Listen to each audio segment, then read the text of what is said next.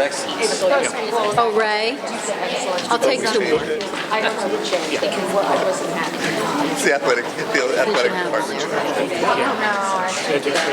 How much are the tickets? We should really start the meeting and do this later. Pass it down. That's going to be more. I think maybe you get 5. I think, no, I'm going with these now. No, look, there's one right there.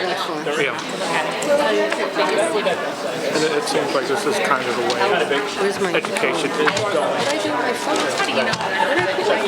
All right, Ray, can I They have should some? know where I am. They should know who I am, I would hope. That hurt just a little bit, but the way my week has gone doesn't matter very much. You can see how I deal with Madam President, right?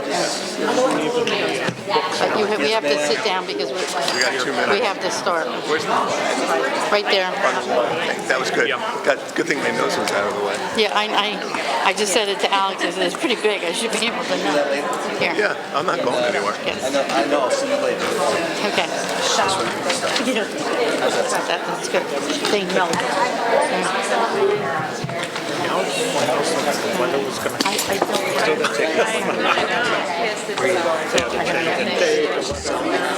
Yeah, I was driving.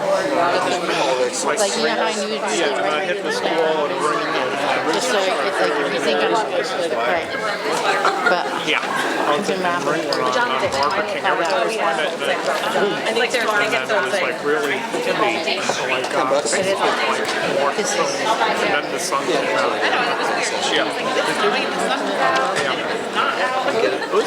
Yeah, get it later. I think that so that we can get the meeting going. Or I'll just, we can just slip it together. I came home and walked over, the streets were melting, but I guess more came down when I wasn't aware. My neighborhood was pretty messy. all right, are we okay?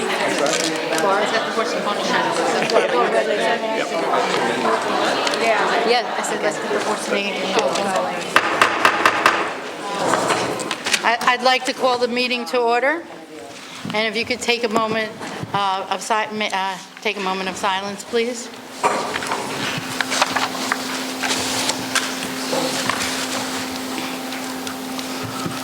Please rise for the flag salute. I pledge allegiance to the flag of the United States of America and to the republic for which it stands, one nation, under God, indivisible, with liberty and justice for all.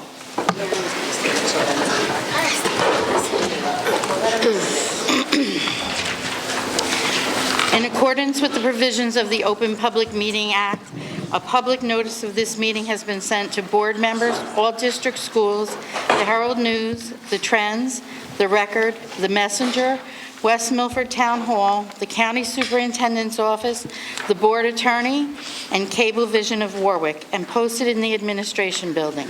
Copies of the board meeting calendar resolutions were provided to all local media, Town Hall, Township Library, and all district schools. Roll call, Mrs. Francisco? Mrs. Romeo. Here. Mr. Seidowitz. Here. Mr. Drew. Mrs. Dwyer. Here. Mr. Garino. Here. Mrs. Fritz. Here. Mr. Ovshinsky. Here. Mrs. O'Brien. Here. Mrs. Van Dyke. Here.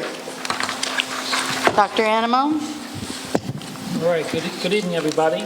We're going to get right to the reason you're all here for Brian Renner's student representative report to the Board of Education for the month of December. Good evening, everyone. The district is busy as always and teaming with activities throughout the end of November and into December.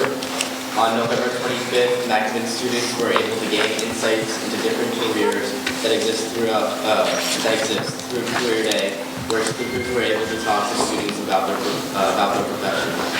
On December 5th, high school seniors were able to partake in interviews with colleges in hopes of being accepted into their schools. Many seniors took this opportunity to talk one-on-one with that college, and many students received acceptances. Thank you to the high school guidance department and others who were able to plan and organize the event for the students. On December 5th, Westbrook Elementary students were able to see what it was like to become an entrepreneur and create their own products to sell in their Trucks Marketplace event that night. Marshallville students also got to see what the experience was like on December 13th. All this week, high school students were asked to dress in certain colors for the Winter Spiel Week. For example, on Monday, students were asked to dress in flannel and plaid patterns. On Wednesday, students wore holiday hats and donated new toys to those in need during the Day of Giving. On Thursday, students will be asked to wear ugly holiday sweaters, and on Friday to wear red, green, blue, and white. On December 6th, students who participate in Special Olympics were able to compete in the basketball event. Our Highlanders will be competing in winter sports very soon, and I'm sure that they will be able to bring success. On December 5th, the high school choirs performed for their families and friends in the winter choir concert. On December 12th, Macvin Choir students did the same thing during their Macvin Choir concert. Tonight, Macvin Band students are performing for family and friends during the winter band concert. And following them on December 19th, high school band students will do the same during their winter band concert.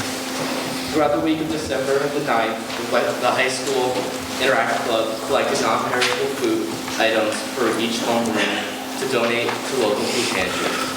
In addition, high school students helped Miss Sally draw pictures and write letters to Santa for Macy's Believe campaign, where students helped raise over $2,400 to the Make-A-Wish Foundation. Tonight, the high school DECA Club is hosting an 80s themed bingo night in order to raise money for the Good Grief Foundation. Through these simple acts, West Milford students were able to support their community and participate in giving back to others in need.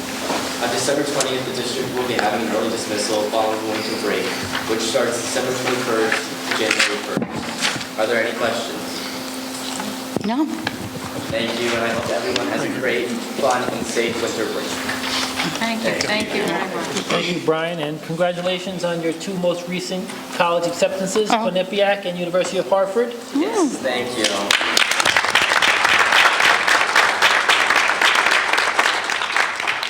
Brian is 2 for 2 so far with, I think, 7 more to go.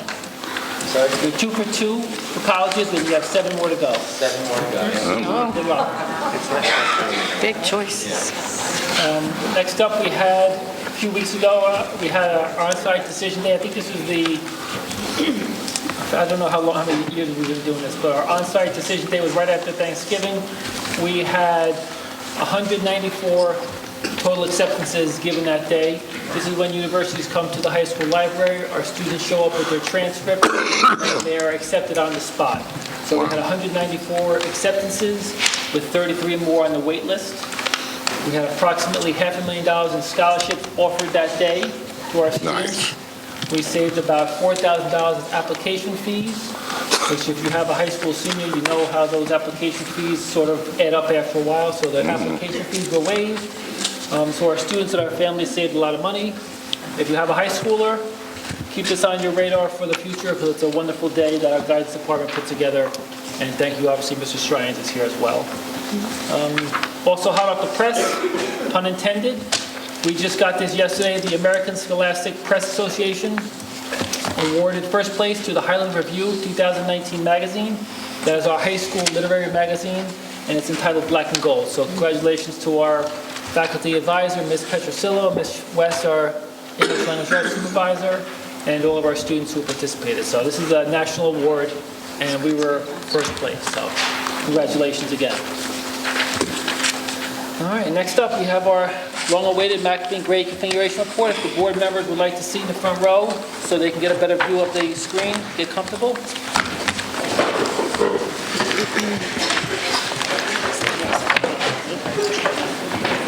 okay, right? Do whatever you want. Do the best, right? Tell me. Sister.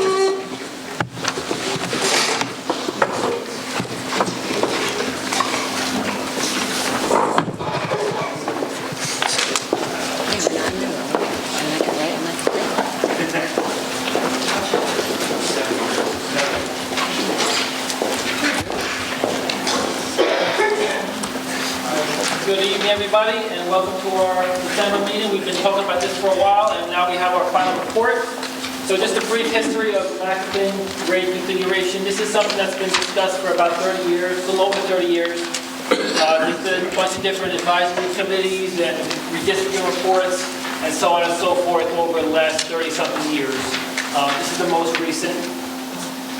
To give you a timeline, last June, we discussed at the board meeting that we think it's time to look into the possibility of moving the 6th grade into Mackin School for September of 2020.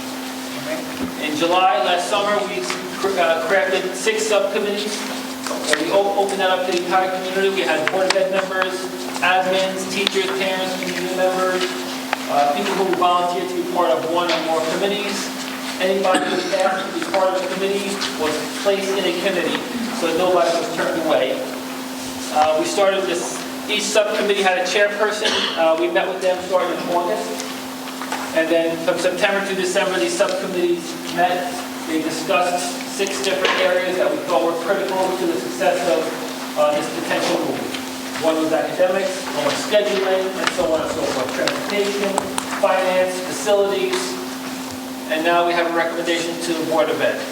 So, the purpose of the committee is to determine if the 6th grade can be moved to Mackin. Yes, they can be. They can fit in Mackin School. Should they be moved to Mackin? Yes. Is it in the best interest of our children? I think yes. So the committees looked into these issues plus others that came up during the course of our discussions. Some are very simple: curriculum, academics, transportation, facilities, locker uses, things like that. Others a little bit more complicated. Social emotional learning is difficult to really quantify with a number, but it's something we do feel is very important. So we look at our enrollment now. This is this year's enrollment. These are the students that could currently be at Mackin School next year, and we'll see this continues a pretty long decline in enrollment over the past.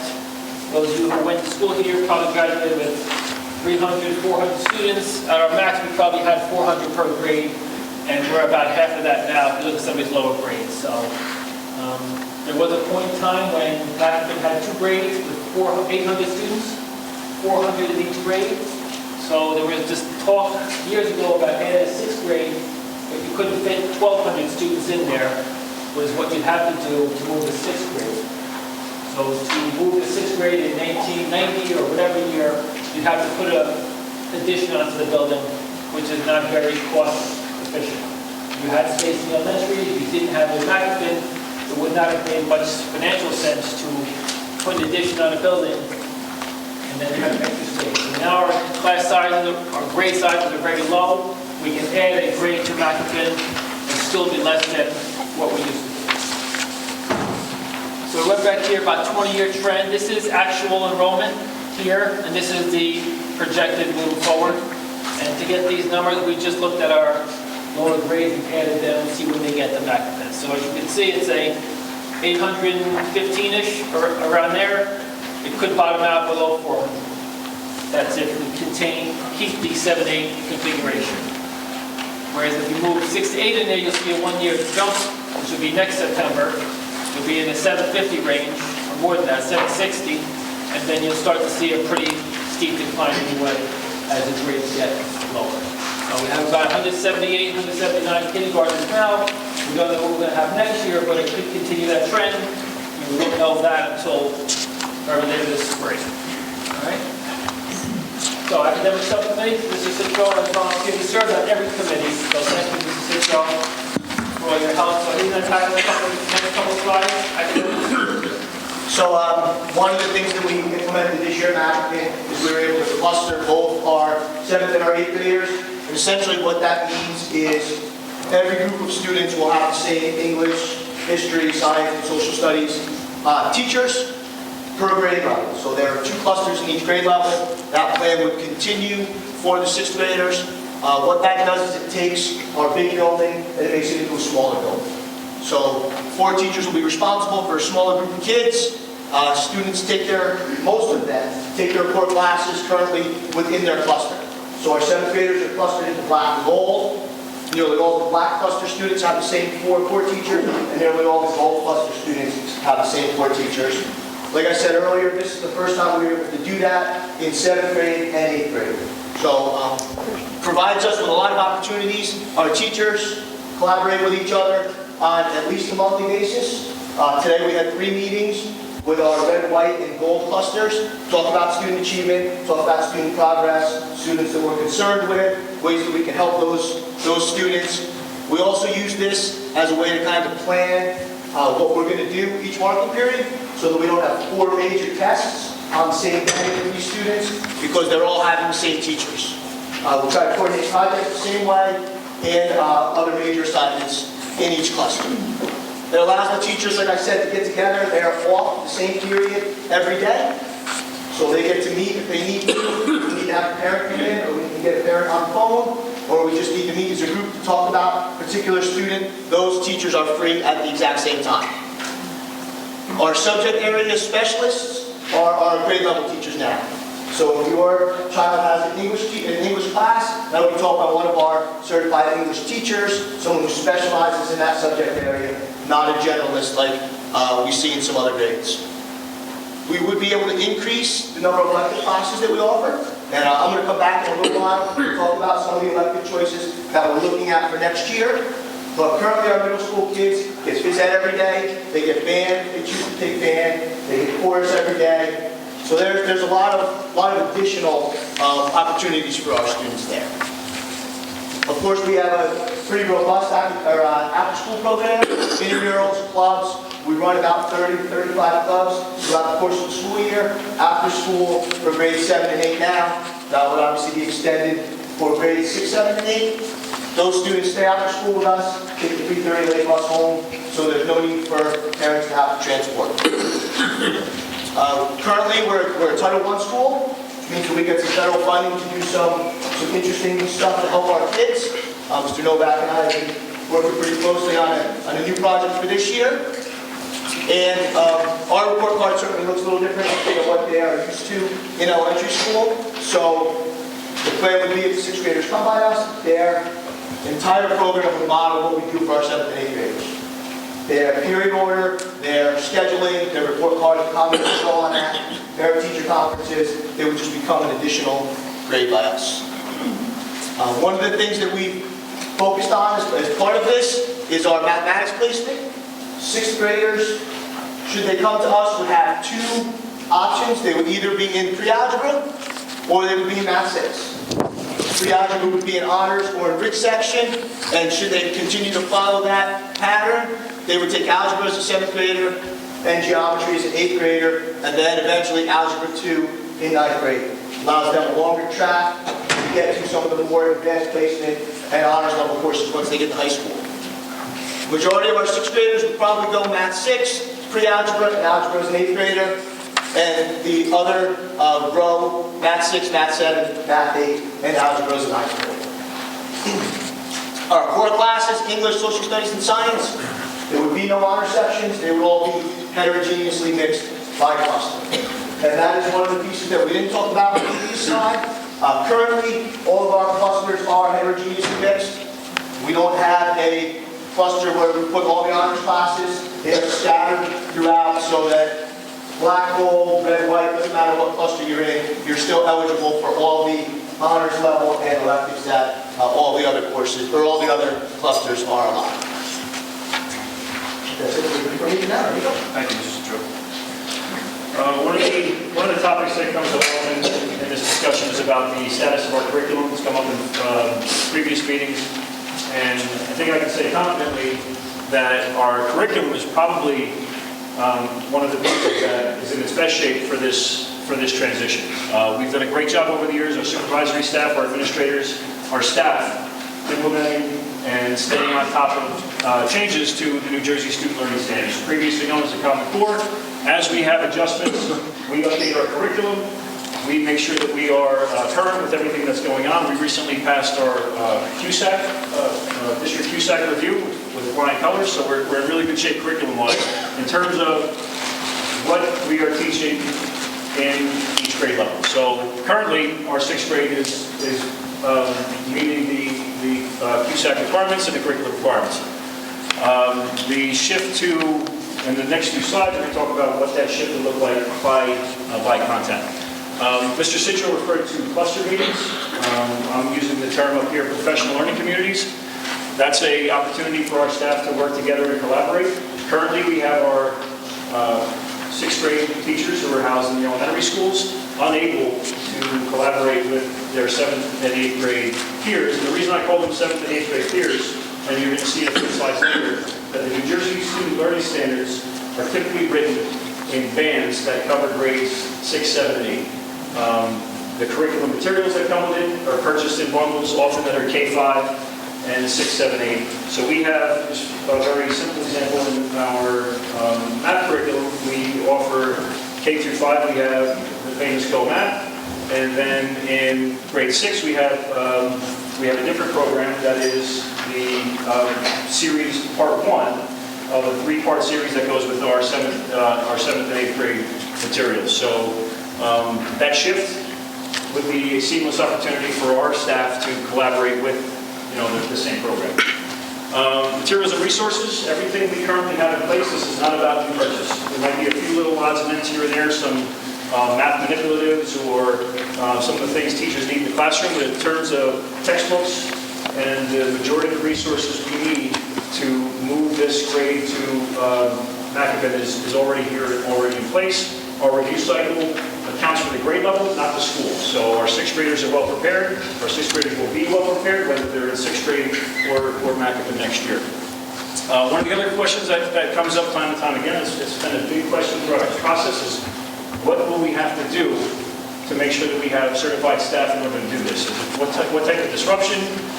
The process. So what we've done is we've gone through every certificate that we have in the district, and we've seen that we have 86 teachers in the district who are eligible to go to the Macabin School and teach. And what we got from the New Jersey Office of Licensing, persons who hold a K-8 elementary certificate are not required to obtain a middle school certificate if they would be assigned to teach social studies, math, science, or ELA in grade 6 and grade. So we have the proper certifications in order for us to make that move. To talk a little bit more specifically, content by content, in English language arts, we use the Readers and Writers Workshop model. We've been implementing that for a number of years. We work with a consultant who comes in and works with our staff. This year they're doing a coaching model where they go into the classroom and they work with our teachers while the students are in place and really help foster the things that they've been learning over the last few years. Our 6th grade teachers are in year 2 of that process. So we take each grade as a cohort, and there are different stages along the process. Our 6th grade teachers are in the 2nd year of that phase, which is at the end of 2 years, the majority of that heavy lifting is done. And once you get out of the first 2 years, it's more of a maintenance cycle where they meet with the consultant and get refresher tips and a little bit of class coaching and that sort of thing.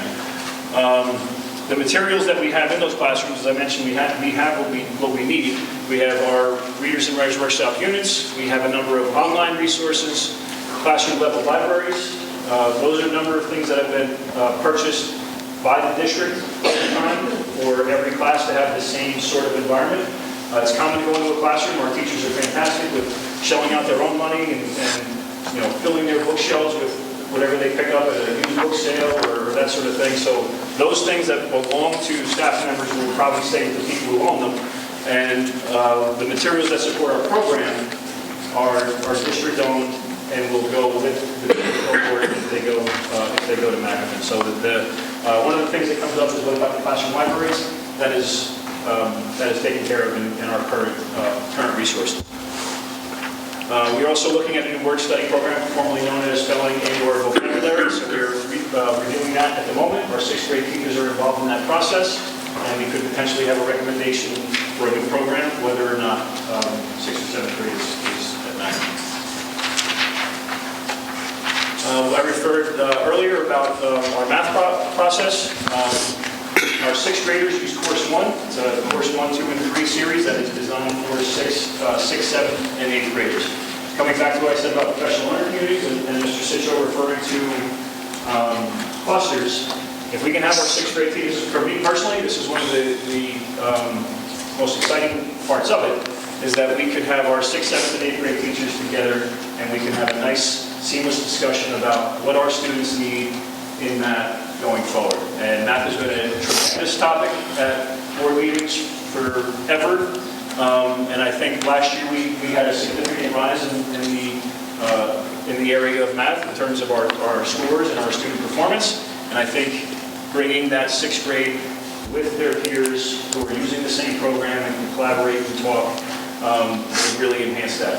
Also in math, we have math specialists. I mean, I won't do it now, but I can name the whole department who have been focusing just on math with the department supervisors, with their administrator over the last number of years that have really helped sharpen their craft in the area of mathematics. And I think that's a tone for all of our content, is the ability for the staff member to sharpen the saw in that particular area or content.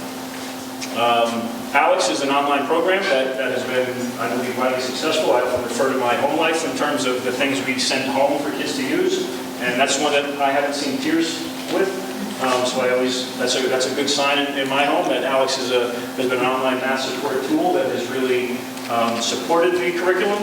It works with the material that they're using, and we've seen great success with it. That would go with our 6th graders into math. We talked a little bit about, I think Mr. Sitcho referred directly to that last bullet, about the ability for us to really differentiate at a better level, being able to have our 6th graders at the middle school in terms of mathematics and the opportunities that they would have. In social studies, so I think social studies and science, in the elementary schools, and I see some teachers here that will agree with me, in the elementary schools, K-6, there is such a significant discussion about math and language arts that often social studies and science become slighted. That's not a negative, so to speak. I just think it's the environment that these materials are in. And I think our high school history teachers would tell you that if our students had a better understanding of the early world history concepts in 6th grade, there would be a better shift going forward for how they're able to maintain those skills. It's very different, and I'll say, we try to maintain the 6 schools to be as similar as we can, but the area of social studies and science is one that is often from the neighborhood school sort of perspective, how it has evolved, and I think everyone kind of knows what I'm alluding to. Transitioning to the middle school is going to give you a dedicated time for social studies, and the ability to hit the concepts and really use the standards and implement the standards the way that they're intended. There's also something that we brag about in our curriculum that we were given high regard for in our QSAT review. That's cross-curricular connections. And the ability, and I said it at a previous meeting, I believe our history teachers think they are as much a writing teacher as they are a teacher of history.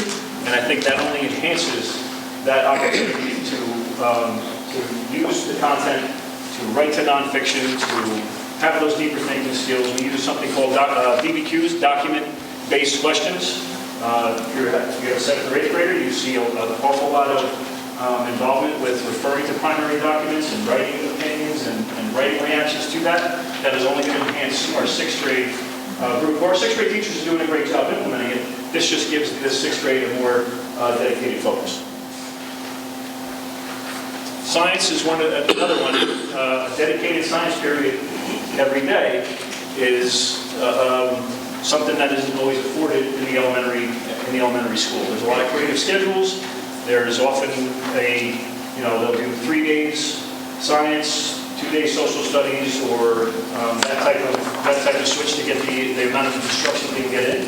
In the elementary schools, at the middle school, they would have a dedicated period each time. Again, cross-curricular connections, writing to nonfiction, and using the reading and language arts skills that go along with the science standards would be beneficial.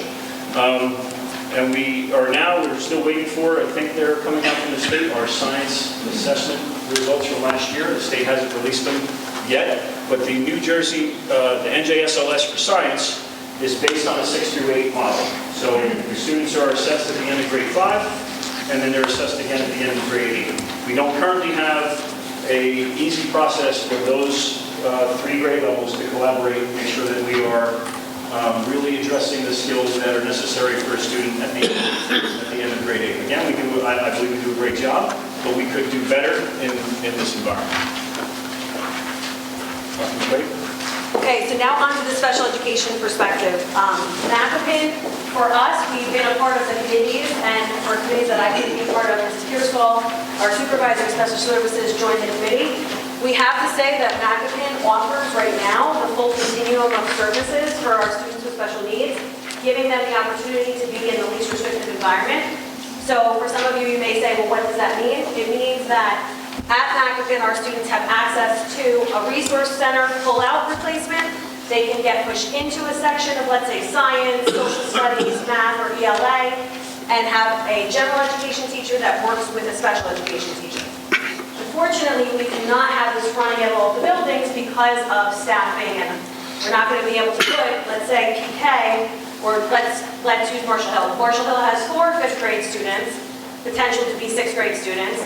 That class and that cohort of only 4 students, we're most likely not going to be able to run all 4 of the continuum of services for Marshall Hill. But if you combine all the students together at a MACAPIN level, and now we have 48 students that are classified, we can provide self-contained programming, resource programming, whatever the services that the student needs. There are successful inclusion opportunities during the school day and throughout the co-curricular, so students with special needs have access to the electives in the same what Mr. Citro talked about. Also, those 30 to 35 extracurricular clubs he talked about, we do have our students participating in those clubs.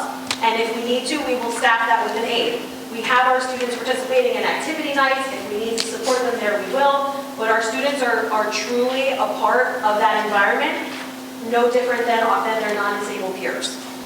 There's a full access to mental health professionals that are within the building, so I'm not sure if everyone's aware of this, but our case managers do have offices at MACAPIN School.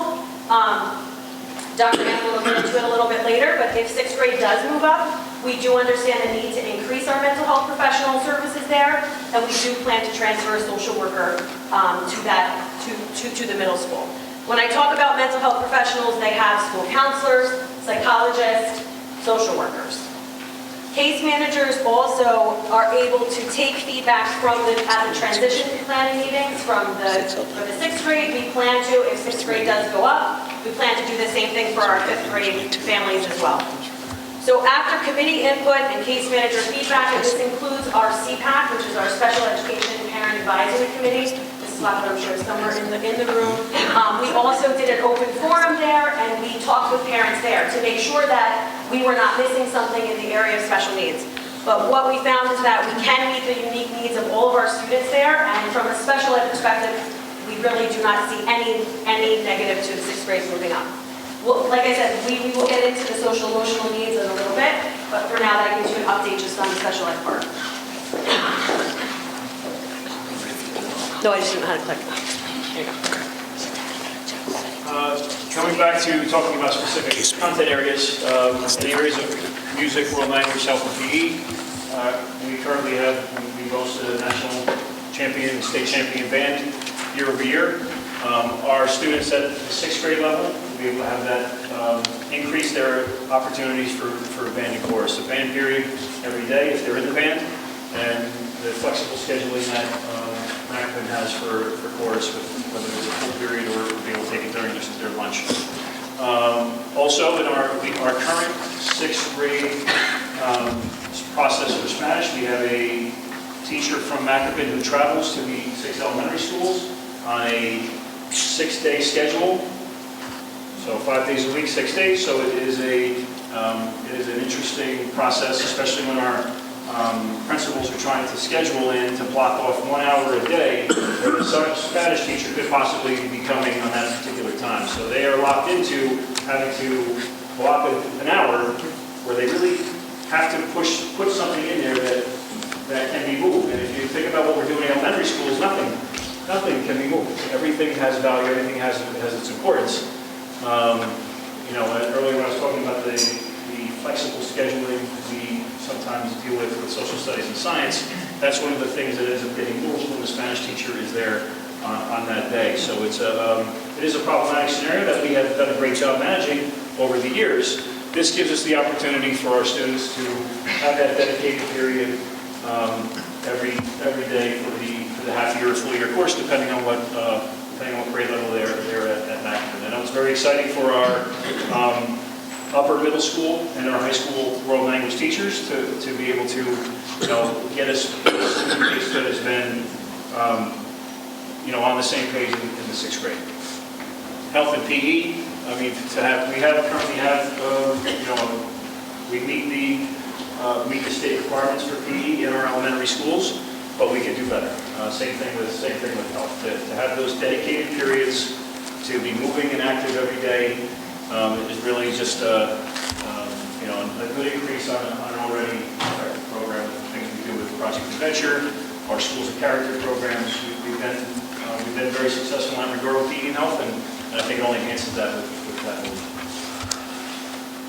Earlier I alluded to the state standards, New Jersey Student Learning Standards. Currently, the only major content or sub-content state standards that are not written to the 6, 7, 8 band are social studies and history, and they are up for review. And speaking to the county and the state who are in the process, they are going to mirror the standards across the other contents, and they're going to be written to by the end of grade 5, by the end of grade 8 sort of process. So here's just a list. I'm not going to read through them for everyone. These are the standards that are out there, and those are the grade bands that they approach, because that is what typically is the dynamic of the schools in the state of New Jersey and beyond. Middle school students are grades 6, 7, and 8, and they are typically in the same building. As I also mentioned earlier, just as my last point, passing it off, that our curriculum companies that we are able to purchase materials from build their materials based on state standards. So when they are building state standard material, they're building to the K-5 model and the 6, 7, 8 model. And I had the superintendent roundtable group, the PTA president, PTA, PTSO, all the names I have, good. And for discussion, I pointed out the materials in the corner, said this is our potential next math program that we're able to review, and I could only purchase K through 5. So there's one grade level that's always left out in the math discussion when we're looking to purchase the elementary program, and that's grade 6, because it's far and few between to find that material. You have to look at the 6, 7, 8 bundle. And now you have 6th grade teachers in a different location to our 7th and 8th when you're trying to pull a cohesive group together to discuss what our teachers need to be armed to teach mathematics better. And that's just one example of the curriculum issue that we often have when purchasing programs for a K-6 school. That 6th grade is always the outlier that we have to account for. But I think that's me. All right. So I'm very fortunate. Mr. Rosano, who's our assistant principal, has been busy working on scheduling. He was at the concert before, that's why he's had a lot of experience with a lot of different schedules, and we've looked at a number of schedules. We visited a number of schools, looked at an 8-period day, a 9-period day, a block schedule, a rotating drop. There have been a lot of options considered. Our plan would be to stick with what we have, which is a straight 8-period day. Students get 45-minute classes, 3 minutes to go from class to class, except at the end of the day, they get 5 minutes to go between periods 7 and 8. At the end of 7th period, they pack up everything they need to go home, bring it to 8th period, and from 8th period, they go directly to the bus. So we don't have them hanging around at their lockers. Currently, we're at about 530 students. We get them dismissed and on the bus, and the bus is pulled out of the building in about 4 minutes. So it moves really, really efficiently. We've tweaked the schedule over the years, but currently, like I said, it runs straight 8 periods, same classes, every time, every day. We have classes that run a full year, which are most of our core academic classes. We have semester courses, and we have marking period courses.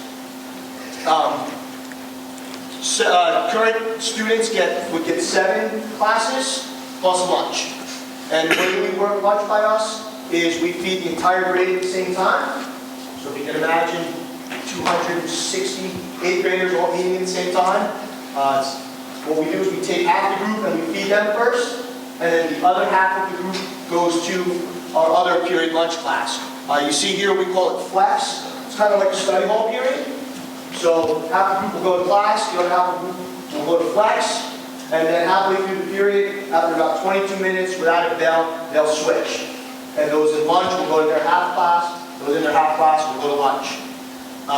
Kids have really gotten the hang of it. It takes a little bit of a while to figure it out the first couple days of school. But in addition to study hall, we have STEM, coding, art, and chorus that students can take during lunch. So they don't have to just take a study, they can take an academic as well. This allows us to share teachers between our building and high school. Currently, right now, we share a science teacher and we share a world language teacher. Allows us to offer more classes for the students and gives us a little bit more flexibility in our schedule. But we've looked at a lot of different options, and for what we're trying to do, this is the way that our students are best served. Tentative schedule for a potential 6th grader looks something like this. You have your math, science, English, history. They would have 2 elective periods in a day, phys ed and health every day, and then a lunch period. Should we go this route, the 6th grade lunch would be 12:32. 7th period, it's about when it starts for us now. Currently, we only have lunches period 5 and period 6. We do offer breakfast in the morning. So when students come in the morning, cafeteria is open, we have bagels, yogurt, granola bars. Students can come in, grab something, get through the day. They don't get a chance to eat at home. The latest group would eat at about 1 o'clock. That would be about the half lunch period time. So if you have 7B for lunch, your lunch would start a couple minutes before 1 o'clock. Our elective classes, we're currently developing potential electives for 6th graders. I did make a list of some of the ones that we are considering. Obviously, band and chorus would be an elective for our 6th graders.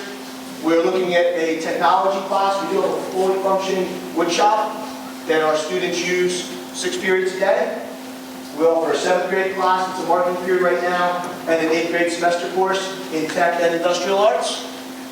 We are in the process of considering a forensics class as part of that related art cycle, and then art, a multimedia class, a public speaking, and of course Spanish would be a marketing period as part of one of these elective cycles. So we have a lot of different options on the table with different time frames. Some would be semesters, some would be marketing period courses. As Dr. McQuaid said earlier, we offer full complement of in-class resource, out-of-class resource, self-contained. This does allow our disabled peers to spend a lot more time with their non-disabled peers. We are currently taking some of our self-contained students, and they're joining electives with their non-disabled peers. Currently, we have a group of 7th graders in the woodshop 8th period with an additional teacher, and they're just finishing up their holiday learnings. So they're involved. They take multimedia as well. So this schedule allows us to do that, where we can take some of our students who might not have the opportunities in years past to be part of our whole school program. That's it for me.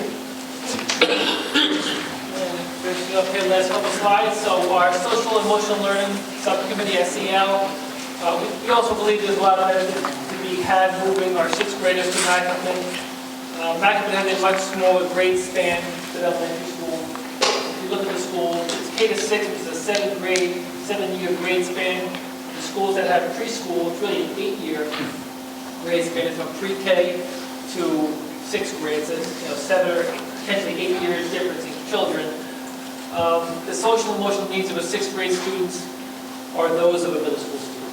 They don't have the same issues that elementary children have. They have middle school issues, and they're being dealt with in an elementary school now. Whether cell phones are the reason for this, or they just exacerbated it, it's difficult to say, but we believe that our 6th graders are essentially middle schoolers from a social emotional standpoint. To help facilitate this, we would like to we recommend transferring 1 social worker to Macapin to help with the extra grade level. To make sure that all of our students are included in everything. So if there's a 6th grade field trip for the black cluster, it would be special education students who would be attached to that cluster to go to the Museum of Modern Art or wherever it is they're going. They would not be left behind because they're not in the class. They would be part of the cluster for purposes of field trips, special activities, things of that nature. They'd have daily access to child study teams and guidance. We know at the elementary level now, there are some shared personnel at McApin. These are staff members who are there all day. And potentially, we're going to keep the 7th grade overnight trip to Fairview regardless. We would potentially add a 6th grade day trip in the fall to a place similar to Fairview. We don't know when or where, but it would be something very similar without the overnight component. It would be a full day trip to a place like this. McApin School also, in addition, they have a lot of after-school clubs. They have late buses 3 days a week, Tuesday, Wednesday, Thursday. And because the school is larger, they can offer more clubs and more after-school activities than our elementary schools, which typically only have 34 6th graders and 33 5th graders. McApin has a few hundred, so they can offer more. And each student can find his or her niche. There's some fees involved, but not by much. So many of our students, most of our students, participate in one or more clubs. Transportation, we would continue with our 2-tier busing. This one was changed to pre-K to 5, 6 to 12. Seems like it's a pretty wide grade span here. However, most of our seniors do not ride the bus, and many of our juniors do not ride the bus. So essentially, you'll be looking at a 6 to 10 grade span on the bus. And if you've seen the bus riders we get, they're not from McApin High School now. Those children get on the bus, put on their headphones, and kind of just relax. Our elementary buses are where we have all the issues with the fidgeting and the grabbing and the poking. So we think if anything, it'd be a better bus route for our 6th graders. There's no significant changes to bus routes for students. Obviously, the earlier start time, they'd be on the McApin time schedule, which is the bad news. 4 a.m. They get out early. And like I said, there is a late bus offered 3 days a week for all of our students. Facilities, to accommodate an extra grade, we are going to recommend a 2nd cash register in the lunchroom and a 2nd cafeteria worker to man that cashier or that register to expedite the lunch service a little quicker. We think we need about 40 extra hallway lockers, which we believe we have space for right in front of the school anyway. So that's not a major issue. The students would share gym lockers. So they go to the gym, they take their clothes off, they put a padlock on the locker. At the end of the period, they change back into their clothes and take the lock with them so the next student can go into the locker room and get changed. So it would be shared gym lockers. And I think Mr. Novak alluded to some classroom furniture equipment would have to move from 6th grade to McApin to accommodate 250 extra students. Okay, fiscally, we think this does make sense for our district. I mentioned before that to move the 6th graders in 1987 would have cost the district millions to put on addition on the back of the building.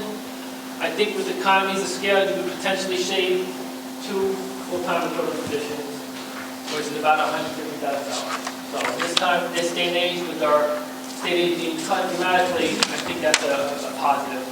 There are some economies of scale. So instead of having 6 6th grade bands and 6 6th grade choruses, you have 1 essentially at McApin. So you combine those groups into 1 larger band rather than 6 smaller bands, which I think is probably helpful anyway, because the nature of a band is to practice and play together, not as 6 distinct separate bands. Everything else is minor, one-time cost for this or that, so I don't anticipate any major costs. The other piece of the puzzle, so you know what this does to McApin, these benefits academically, socially, fiscally. What does it do to an elementary school? What's the K-5 school look like? And K-5 is probably the most common configuration statewide for elementary. So the real program, that's the former DARE program, that would be moved to grade 5, which is currently offered now in most districts. The last year of elementary school is when you do your real program. This year we would do it grades 5 and 6 to accommodate 2 classes. moving forward, it would be just grade 5. And we have spoken to the police department, so they are on board with that. It does reduce the need for dual-use classrooms. As you see, the space at the elementary level is a regular classroom with a temporary partition in the middle, and there's a half classroom on the left and a half classroom on the right. You wouldn't need that because you'd be picking up 2 extra 6th grade classrooms. So each teacher could get his or her own classroom. We're talking about special education, reading specialists, encore, things of that nature.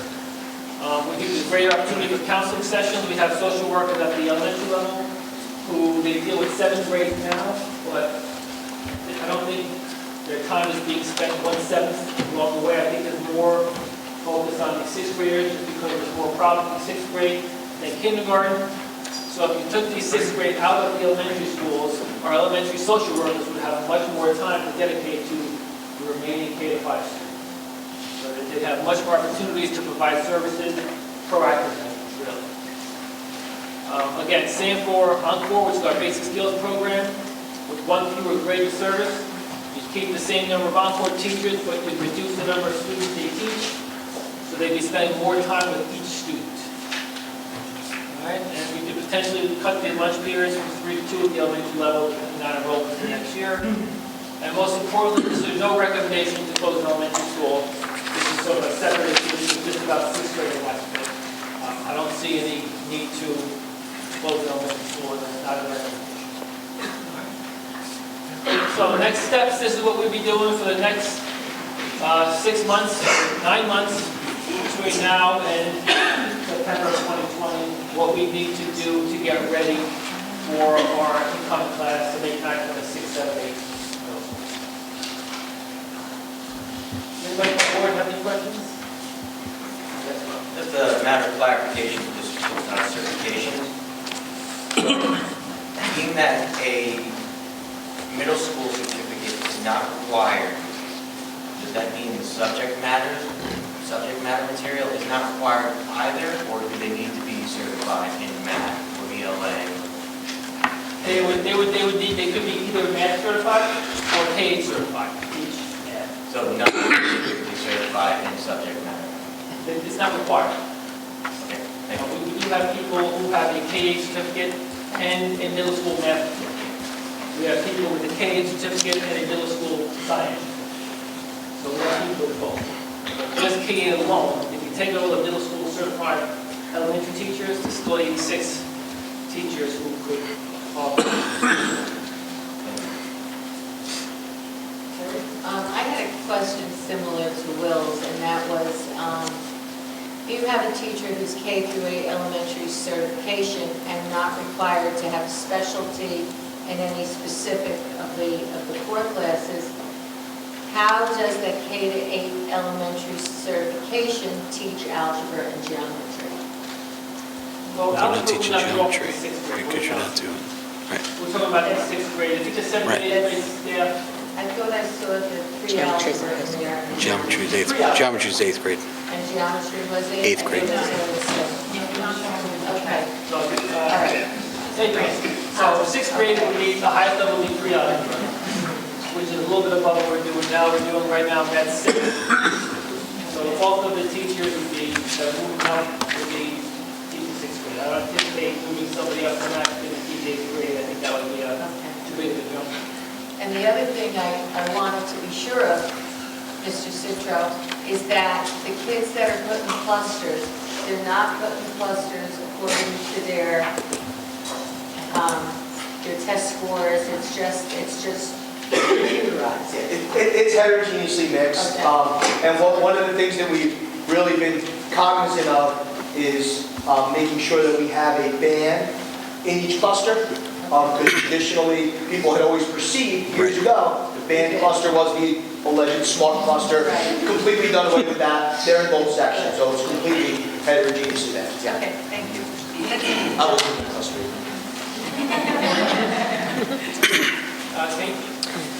Can you comment on the changes to the guidance department? I did see explanation of the current guidance department. Would there be changes there? We would recommend moving a social worker to Mackin. Okay. The social worker would then, so the plan would be that the social worker, although it is coded, if you will, as a child study team social worker, but based on the workload analysis that we did, that social worker would pick up a lot of that mental health component that might be needed on the behalf of the guidance counselors.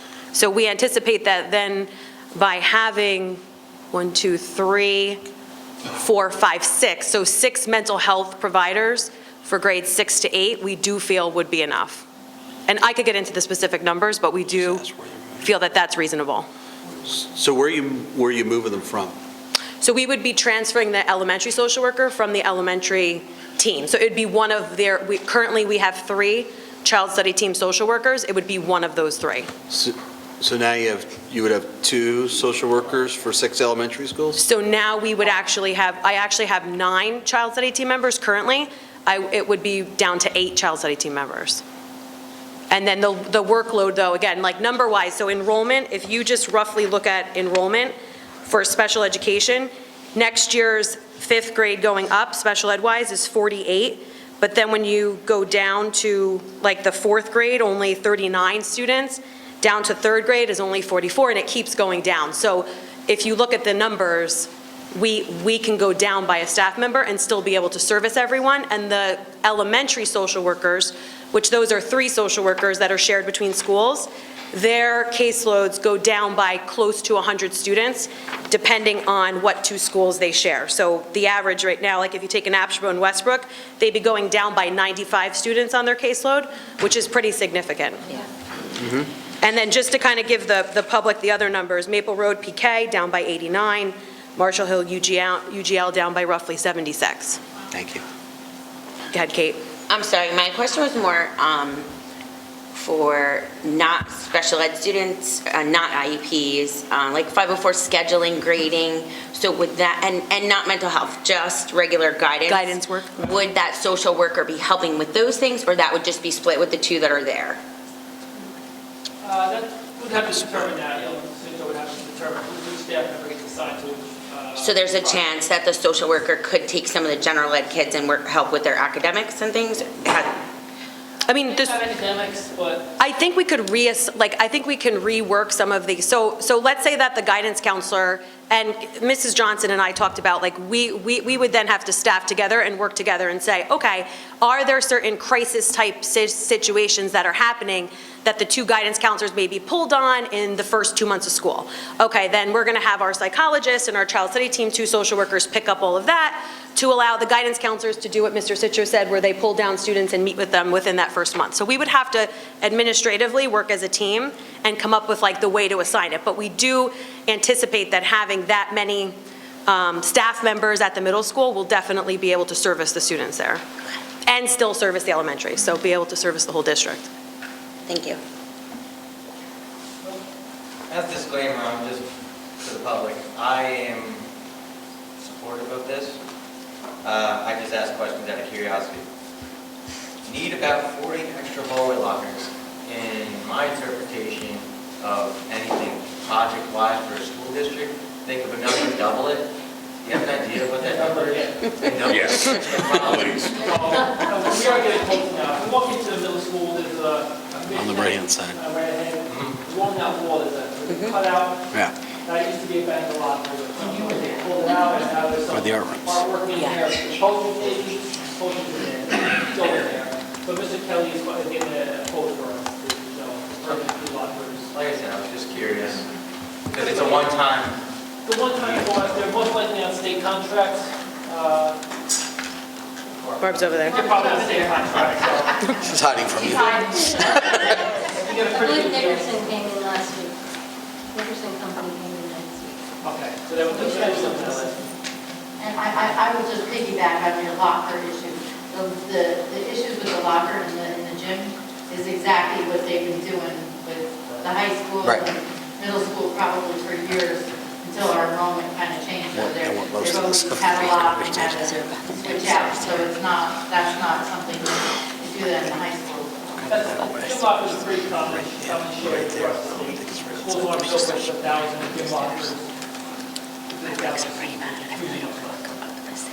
It's more of a comment than a question. I realized while we're going through this, I think we have some PTA folk out in the audience. If we do move the sixth graders to back from that, we'll free up some of their funds coming that they work hard for to bring that, bring that to more of the K-5 population. There's an issue with the one-time cost of graduating 2 classes at the elementary level. Perhaps the district could provide some financial support, this year only, because the elementary PTA would have to graduate 2 classes, 6th and 5th. That's, I don't know, 80 t-shirts or 75 t-shirts. Normally you budget for one group of students. This year you have to spend for 2, so you budget for it. So that's something I think the district could probably support for this year to help the transition. Hey, Alex. Thank you for the details. That's very thorough, comprehensive, and I know a lot of work went into it on all the committees. This is kind of a minor question, but I think worth just asking if it's been thought about in terms of the tentative schedule that you presented with the 6th graders having lunch 7th period. I question that a little bit. Maybe is that in stone where maybe they could be 6th period? I just think about they still get snack now. Yeah. Like to go from 7:30, 7 o'clock to ones that have been on the bus if they don't get breakfast. That's a long time for them, I think. So I think the 7th and 8th graders. School at 8:30. She's right. That's why that's just, I said the same thing in a committee. So you're either looking at adding a 4th period lunch, which is a little early, or a 7th period lunch, which is a little late. We don't know, we can do either avenue, I think, but 5th and 6th are the most common lunch times. 4th is a smidge early, 7th is a smidge late. We put tentative on. It feels long. Yeah, or not have that. That's something we could look at for 6, 7, 8, 7.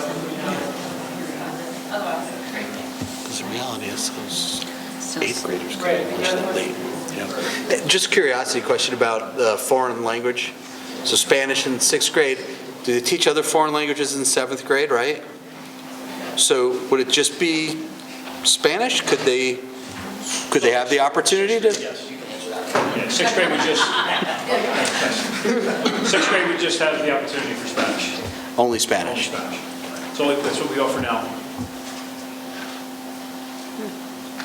I don't know if Anybody else have any other questions? Steve? Of course I've got somebody wants to. Thinking about music teachers. You're still going to need a music teacher in each elementary school. So that's 6. And now you add 400 music students into the middle school. That's going to take additional music teachers. Well, we currently share at the elementary level. Right. We have teachers who travel between elementary schools. So we might service Maple Road in Nashua, or PK and Westbrook, or Marshall and UGL may share music teachers. So we do share music and art at the elementary levels. So we would have to take a look at that, take out enrollment numbers for next year, and determine the most efficient configuration. But we do share now. The Macabin staff, if they're shared now, they're probably just the high school. But the elementary do share in the specials area. I wasn't aware of that when I went to each of the elementary schools for the graduation, so each had different music teachers. But I don't know. That's why. Apparently. The other half is somewhere else. Those same people went to the other schools. It seems like there might be an opportunity, not that I may be the only one in the district who feels this way, but with that many kids a little bit earlier, you could add a strings class, but that's something that may take a while. I've got a question. I know there are people, I've met people who've moved to West Milford because of the quality of our music program. And that's the one thing that's missing. You can't perform any symphony written by anybody without strings. One other, this is just a curiosity question. If we're teaching geometry to 8th graders, and then I run through the classes they take calculus in 11th grade, what are they going to take in 12th grade? Right, Calc BC. Yeah. It's Calc KB. Another calculus? It's Calc KB. It's Calc KB, which would be 11th grade, Okay. Calc BC in 12th grade. So it does, if you're in AP. the market for a highly competitive AP. college, that's what they're looking for. All right. Good. There's options. Makes sense to me. There's always more math. Linear algebra. There's always more math. That's not a, Oh, yeah, okay. we're not even close to, finishing math, so to speak. We're always, Any other questions? Dr. Annabone, Mr. Novak, and Dr. McQuaid, thank you so much for the presentation. I want to thank Mr. Citro, and I want to thank all the members of the community that were on the committees, because I know it took a lot of time, and I hope everybody got their questions answered tonight. I do know that a lot of time has been put in, and this question has been before this community probably for about 25 years. So I think we're on the brink of finally moving forward. I think it's an educational decision. So thank you again tonight for all your hard work.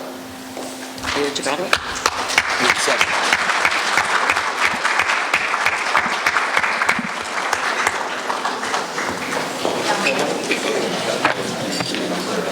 Calculus AB. I missed a portion. That is totally whacked. Do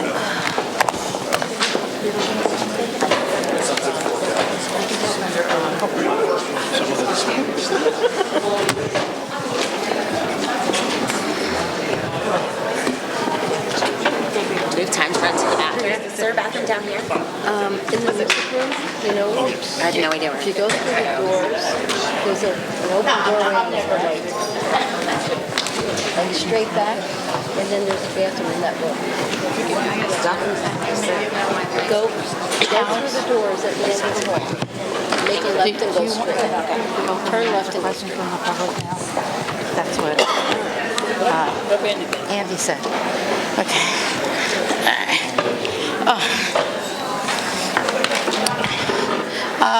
The board has discussed, we'd like to open up the discussion of questions from the public now rather than under our open, under our discussion. If anybody's interested in giving a question or getting a comment on Macoupin only. If anyone would like to come up and speak, now's the time. Should they sign in or not necessarily? They can sign in, I guess, but there should be a...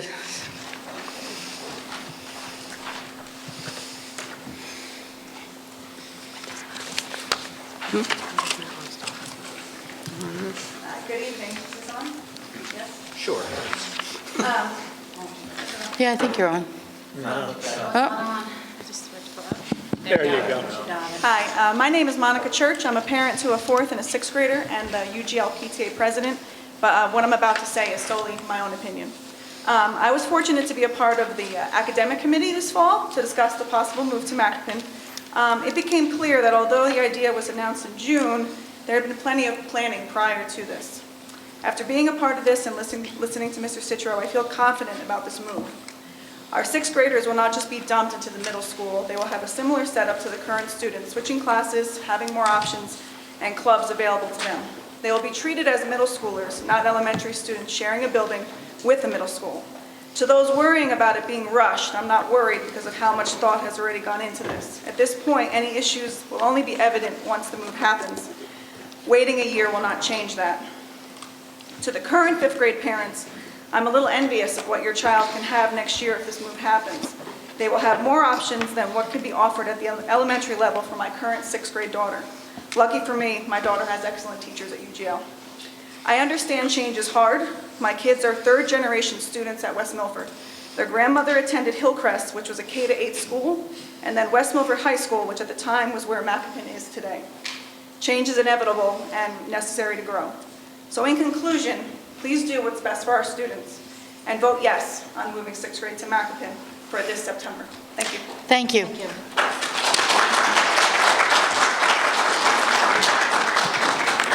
Anyone else wanting to speak?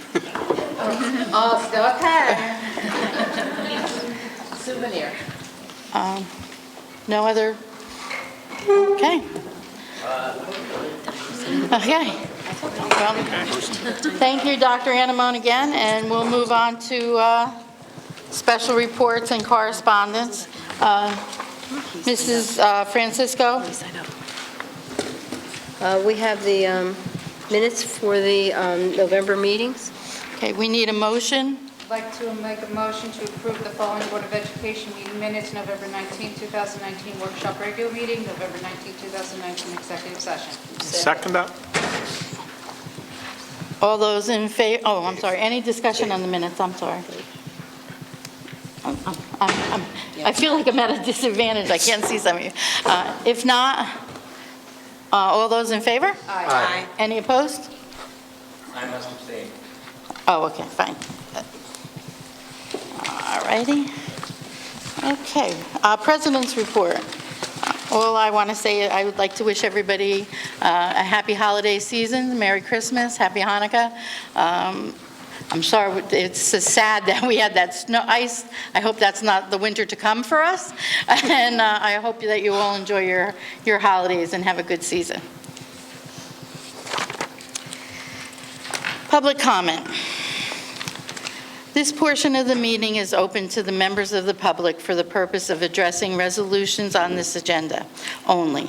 Members of the public who have requested to speak prior to the meeting will be recognized by the chair first. Each speaker will be given 5 minutes for a period of 30 minutes, and then time permitting, other public comment limited to 5 minutes per speaker will be allowed until the 30-minute period transpires. All members of the public speaking during this public comment period are asked to address the topics listed in the agenda. All speakers are asked to sign the register provided and to give their full name, spell their last name, group affiliation if appropriate, and provide their address. Issues raised by members of the public may or may not be responded to by the board. All comments will be considered and a response will be forthcoming if and when appropriate. The board asks that members of the public be courteous and respectful of the rights of others individuals when speaking. Specifically, commenting regarding students and employees of the board are discouraged, and the board and the administration will not respond to them. Students and employees have specific legal rights afforded to them by the laws of New Jersey. The board is not responsible and is not liable for any comments made by members of the public. Members of the public should consider their comments in light of the legal rights of those affected or identified in their comments.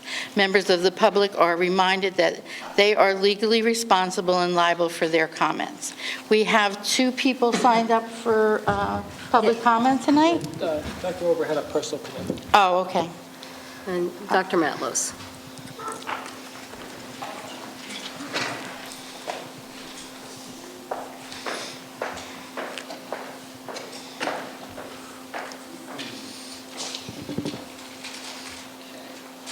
Good evening. Oh, it's short. Working right now. Yeah. You're good. All right, first, of course, I want to apologize for the Honeywell that went out today. It was very long. My wife gave it to me. Sorry. But of course, thank you, Mr. Seidowitz. Thank you, Mr. Drew. Of course, thank you, Mrs. O'Brien, for your service. Greatly appreciate all your support, obviously, for the several years that, of course, I've known you. Good evening. Tonight, I would like to speak in favor of 6th grade moving to Macapin Middle School. Originally, I was going to discuss outside organizations supporting the move, for example, the National Association of Middle Schools, the New Jersey Association of Middle Schools, defining 6th grade as a middle school grade. But, of course, as we know, they're not making that decision for us tonight. We as a community need to do that. We want what's best for our kids. Instead, I'd like to talk to any parents tonight that have any reservations about this move, especially the parents who have not had a child go through Macapin Middle School. I get it. We dropped our kids off at kindergarten orientation, and they're in 5th and 6th grade just like that. There's always that fear of the unknown. If we can keep what we're comfortable with, life is good. And all credit to our 6 elementary schools for creating that amazing experience.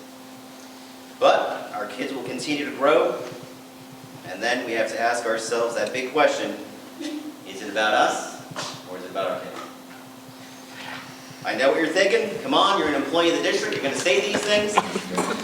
But I'm also a resident of West Milford. I'm also a parent of 2 kids that will be affected by this move in the coming years.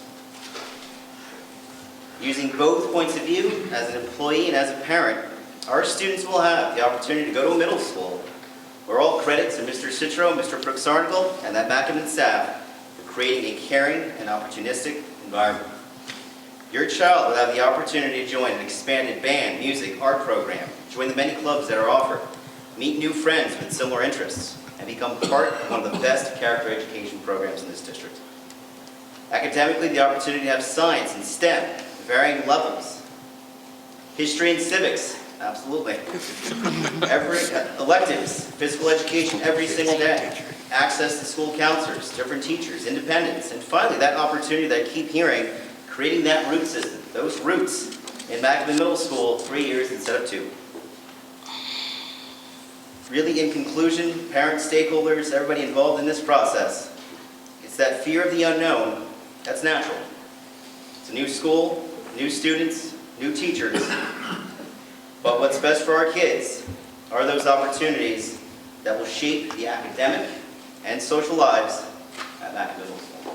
Thank you. Thank you.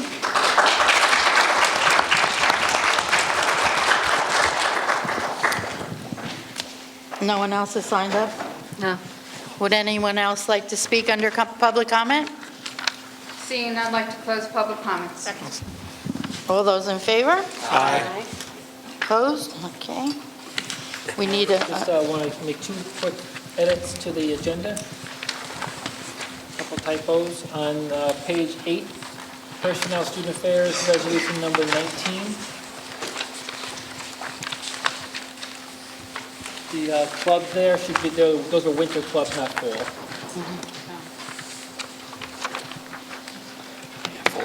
And we could also pull one resolution, Personnel Student Affairs Resolution number 23. We'd like to pull that one from the agenda altogether. 23, you said? 23. Personnel Student Affairs, the track? track coach is not going to be taking the position, so we need Okay. to reopen it and look again. And that's it.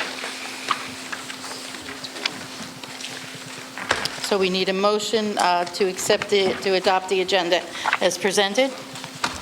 Motion to adopt the agenda as presented with modifications. With the hand carry. And hand carries. Okay, hand carry. A second. All those in favor? Aye. Opposed? Okay. Education, Mrs. Dwyer. Move to approve items 1 through 8 on the agenda. Second. 8 is going to be No, after. sorry, 1 through Yeah. 7. 8 after executive session. Okay. Second. Discussion? Please, if I'm missing you, yell out, because I'm having a hard time seeing down the end of the table. Any discussion? If not, Mrs. Francisco? Mrs. Dwyer? Yes. Mrs. Fritz? Yes. Mr. Drew? Yes. Mr. Ovchinsky? Yes. Mrs. O'Brien? Yes. Mrs. Romeo? Yes. Mr. Seidowitz? Yes. Mr. Guarino? Yes. Mrs. Van Dyke? Yes. Motion 8 will be after executive session. Personnel, Student Affairs, Mrs. Fritz? I would like to move items 1 through 27, with the removal of 23, and hand carry 28 through 34. Second. Discussion? I have a question. Yes. If I did. On item number, resolution number 21, I see that we are giving more stipends to band.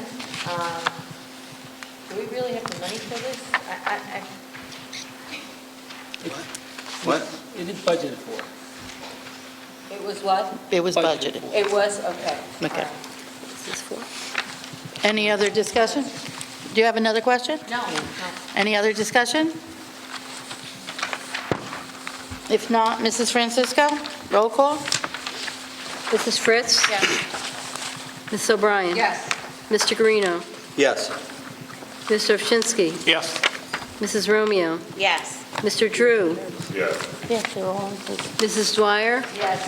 Mr. Seidowitz? Yes. Mrs. Van Dyke? Yes. Operations and Finance, Mr. Guarino? I'd like to move items 1 through 8 under Operations and Finance. Second. Discussion? Will? Regarding Resolution 6, the strategic plan, I am thrilled to see that on the agenda. I hope everybody is in full support of that for building the greater vision of the district and hopefully the branding of our district. I think it's hugely important for us. Any other discussion? Dave? Yeah, I know the comprehensive annual financial report and management report. I'd like to congratulate Ms. Francisco again for having almost no, and very nominal findings there for a district this size. Yes.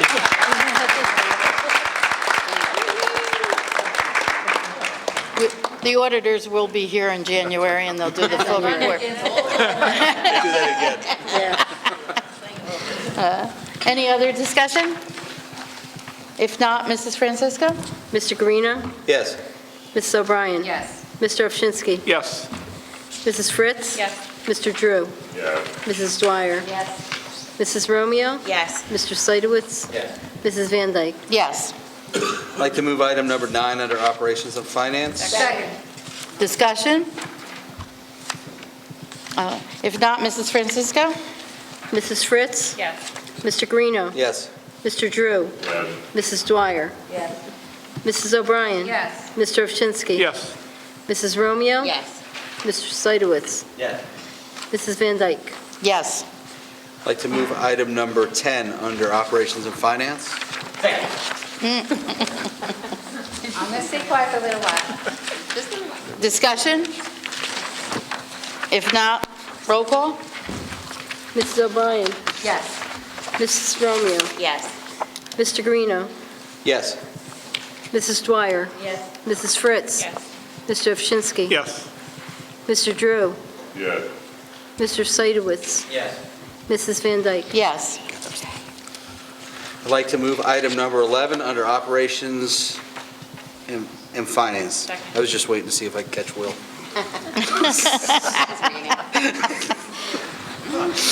Discussion? Mrs. Francisco, roll call? Mrs. Romeo? Same. Mrs. O'Brien? Yes. Mr. Guarino? Abstain. Mr. Ovchinsky? Yes. Mrs. Fritz? Yes. Mr. Drew? Yes. Mrs. Dwyer? Yes. Mr. Seidowitz? Yes. Mrs. Van Dyke? Abstain? Thank you. Policy, Mrs. O'Brien. My final speaking of the evening, Doc. I'd like to move items 1 and 2 under policy. Second. Thank you. Discussion? Will? On resolution 2, thank you for the board accepting the changes to media relations. You're welcome. Agree with that one. Any other discussion? If not, roll call?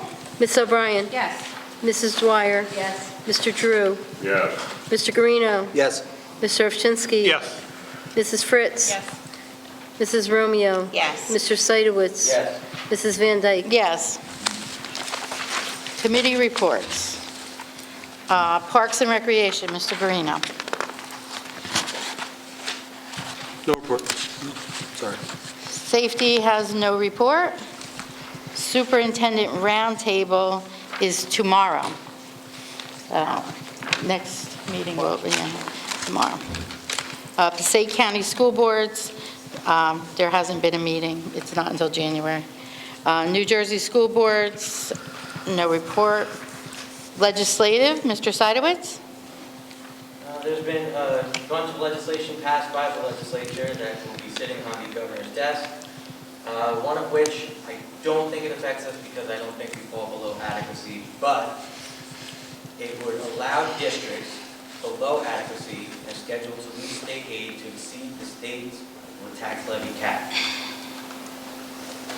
Secondly, the other ones aren't really too pertinent to us, so that's my report. Thank you. Technology. So no report, but I know that we were supposed to be working on the cell phone coverage in some of the schools. I don't know if we've gotten to that in December. I thought we were supposed to. So where are we at? Good to know. I'll get an update. We're going to try to schedule a meeting for after the new year, once the new committee is formed. Yeah, I know we're waiting on some equipment that I don't think we got yet. We're scheduled for, I believe, the second week in January, and I'm holding their feet to the fire. Second week in January. Yeah. I know you love them, so. Thank you. Thank you. The Township and Board of Education Joint Committee, Mrs. Dwyer. Our meeting was postponed because of weather, and we're just waiting on another date. Okay. CASA, Mrs. Romeo and Mrs. Fritz, either one? There was a meeting last week, and there is a new CASA coordinator, Catherine McGurr. Catherine she has hit the ground running. She's working so hard. She completed all of the grant paperwork and submitted it. Looked great, so hopefully that's all a positive. We'll see. If they get the grant, that's more programs and prevention for our students and our entire community. It's very exciting, CASA, right now. And I believe she's met with many of our school administrators, looking for prevention programs and ideas and new, bringing some change and new ideas. So it's very exciting, great meeting, and looking to, get some new community members at CASA too. Oh, I'm glad that they did get somebody. That's great. Yeah, it was wonderful. Good. Yeah. It's important. Old business. Anyone have any old business? Mr. Seidowitz. I had to do that one. All right. Yeah. I hope that the board continues to explore board certification with regards to the strategic plan that's part of board certification, and the other New Jersey School Board Association offerings are fully beneficial to new and old board members alike and create an environment of collegiality. So my hope is that that continues. Any other old business? I think Seeing none, I'd like to close old business. Second. Okay. I'm sorry, did you want to say? I was going to say something. Had old business. Debbie, you are really, you want to move this meeting right along. I wanted to say thank you to Mrs. O'Brien and Mr. Seidowitz and Mr. Drew for their years of service on the board. It's a thankless job, and sometimes we forget that, we get very seriously into this, and we lose track of some things, and I want to say thank you. You've been an asset to our community, and whether we agree or disagree, thank you for your service, because no one knows more than when you have to give your time away from your family, and you have to do different things that maybe you're not comfortable with. Mm-hmm. So I want to say thank you to you. I really do appreciate the time that you've given to the board. Thank you, Mrs. Thank you. I'm sorry, I didn't mean to rush. Now we can move on. We need, yeah, okay.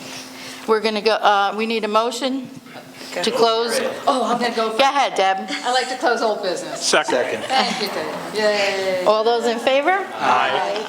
Any opposed? New business. Dr. Animo. Yeah, there's. Go ahead. Then I'll go next. She called you first. Yeah? You sure? Yeah. All right. Okay, Got Debbie. too many people watching. I'd like to propose that the board approve this evening the moving of the sixth graders to Macapin School beginning the 2020 to 2021 school year going forward. Second. Discussion. Mr. Seidowitz. What just happened? There's a motion on the floor to move Macapin, to move the sixth grade to Macapin. This is my discussion. I don't feel that it is in my purview as a board member that is leaving to be the one to make that decision, so I'm going to be abstaining when it becomes my turn. Okay. Any other discussion? Mrs. O'Brien? I disagree because we've been involved in it throughout the entire time. And no disrespect to the three coming on the board, but they have not been in committees and they have not gone to these meetings. So that is why I'm proposing it this evening. Mrs. Fritz? I would agree. I think, similarly, no disrespect to anyone coming on, but this has been a conversation at least on and off for the last couple of years since I've joined the board. And I think it's important that, those that have the knowledge and the background and have been part of the committees and the discussions as a board member come to this to help make this decision. Discussion? Did you have the, go ahead, Kate.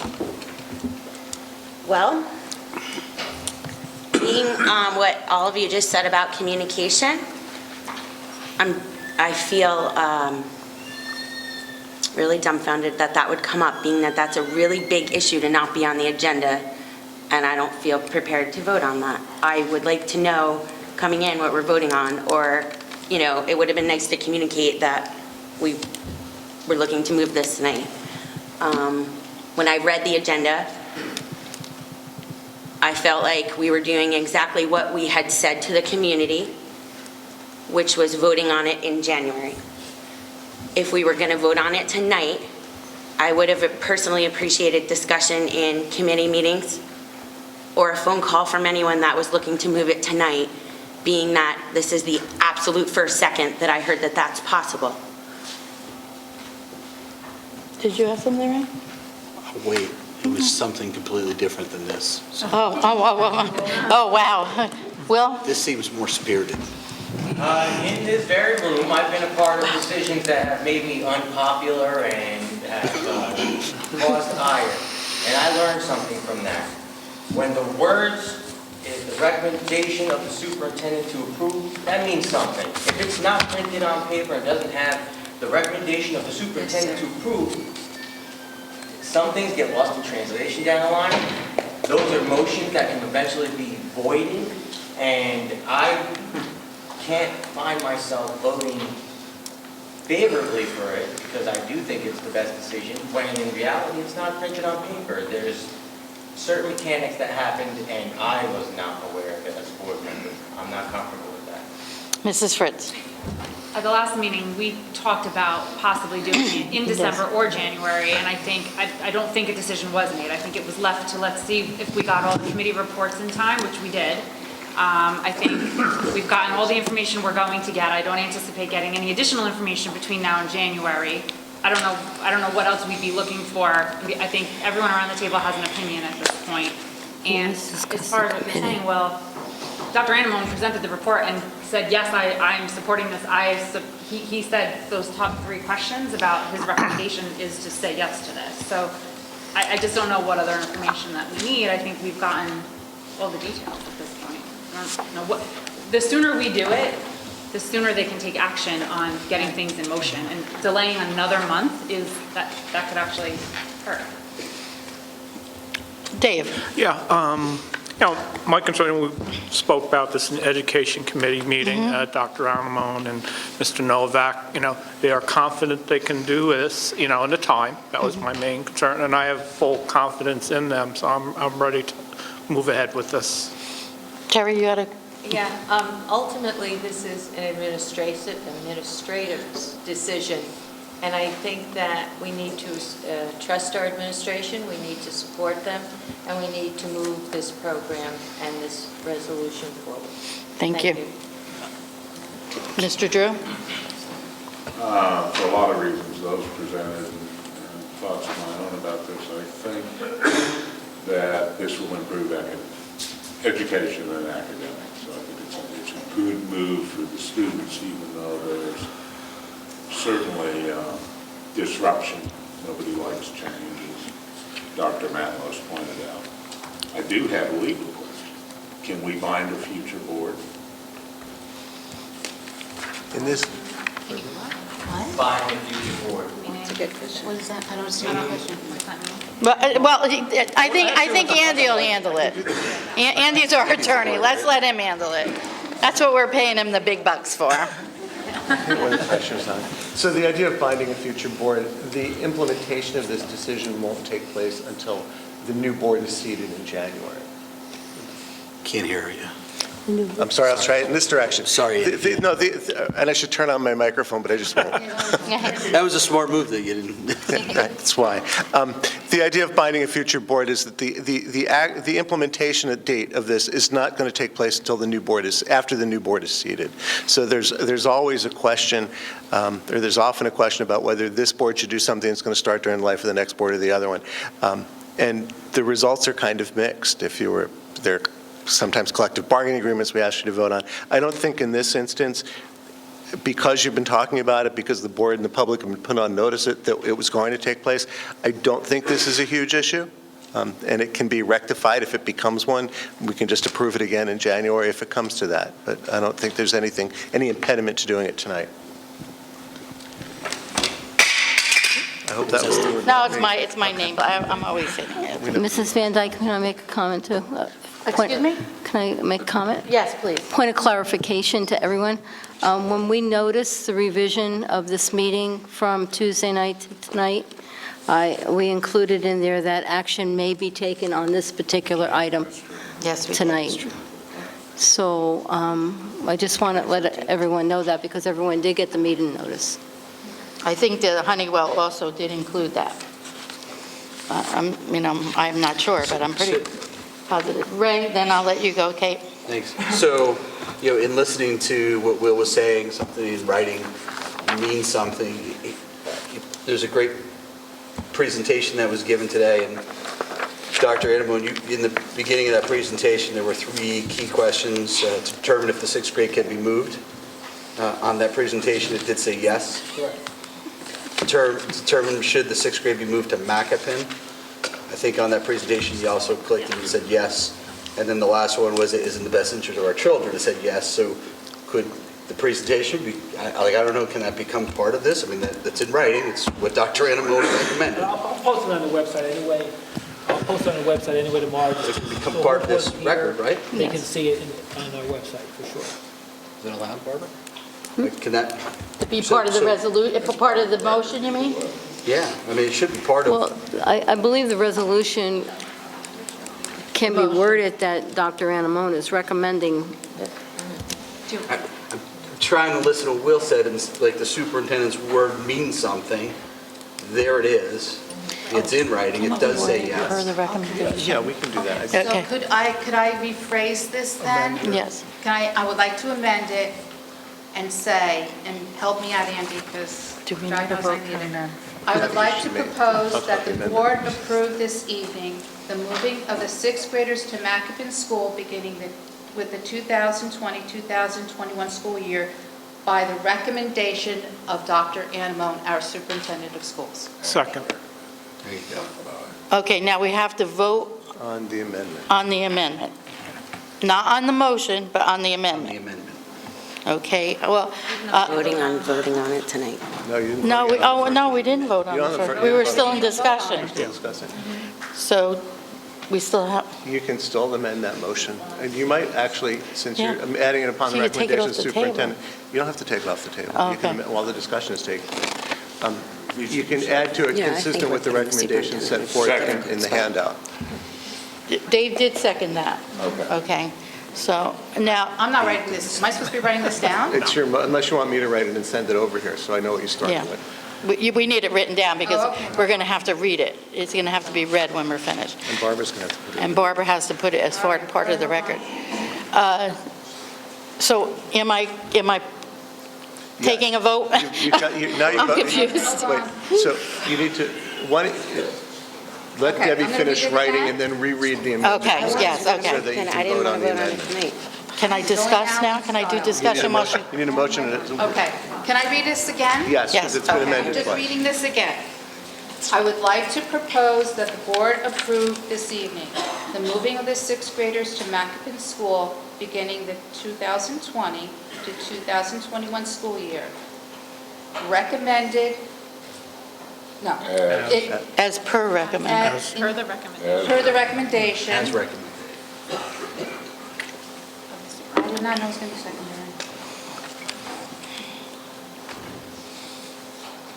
Of the superintendent. And consistent with the presentation we And just watched. consistent With this presentation. with the presentation presented this evening. Okay. Second that for the third time. Okay, Dave? So now we're to, So now you can discuss the amended motion. okay, discussion on the amendment to the motion. Will? That's why it's so I thought I important was to going have it after written you. down, so we don't have to do these amendments. Mhm. That's it. Thank you, Will. Kate, did you have? Yeah. I think many of you think that I'm against the sixth grade moving to Macoupin because, as of everyone, I've probably asked the most questions. I've probably held a thought about each and every step of it. I'm not against it. I'm prepared to follow the superintendent's, vote for the superintendent's recommendation when it is on the agenda, and when I knew I was coming to a meeting to vote for it. However, when you do your Board of Education training, they talk about trust with the community and transparency and communication with one another and with the community. And what's been out in the community the entire time was that it would be voted on in January. So I'm just really disappointed that this would come up in public. And the second thing is, it also just really makes me concerned about the people that voted in our new members. Maybe they voted them in because they liked the way that they thought about the sixth grade situation, you know? I just think it was just a very unfair way to go about it. Nicole? I respectfully disagree because I feel like we've all been talking about this for so long that it was a possibility that it would come up now. And I think whether we do it now or in a month from now, I think we all knew that this was a potential vote to come.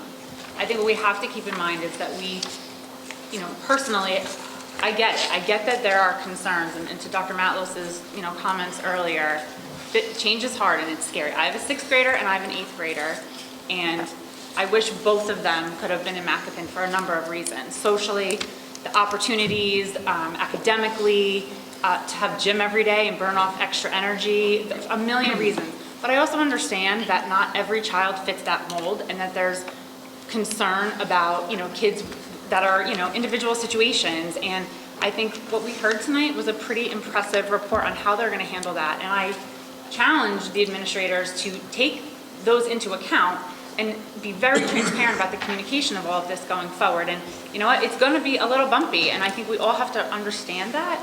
But our job as a board is to take a look at this holistically across the entire district for every child at the broad level, knowing that there are going to be those individual circumstances. And I think those of us around this table have been part of those deep conversations. Most, if not all of us, served on a committee. We've been in education committee and personnel committee, and we've talked about this. I don't see where putting this off a month is going to put anyone else in a better position to make this.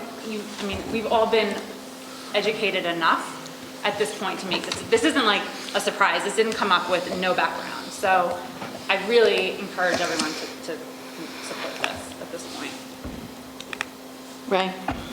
So, at the candidates night, whatever that was, a month and a half or 2 months or so ago, there were two people there that could speak about this move to sixth grade, Will and Steve, and then there were four additional folks there. And I think I remember listening to all four of them saying, hey, I don't really know enough about it to make that decision on whether or not this should happen or not. And I appreciated that honesty and candor because, right, they really didn't have the information that Steve and Will had. So with that, I listened. Does it make sense for the folks that have been involved in this over the last 6 months to think about and make that decision as opposed to bringing them in? Because, right, maybe as a new board member, I might need 2 or 3 months to get acclimated and understand this. And, so I know where you're coming from, Kate, but I also feel like we might be putting something on. I get it. Those January folks. is a tough meeting to begin with. Well, there's two. So that's fair. The 3 new board members know just as much right now tonight as I do with the presentation. Well, you don't think so? You were part of the committees, right? Yes. Okay.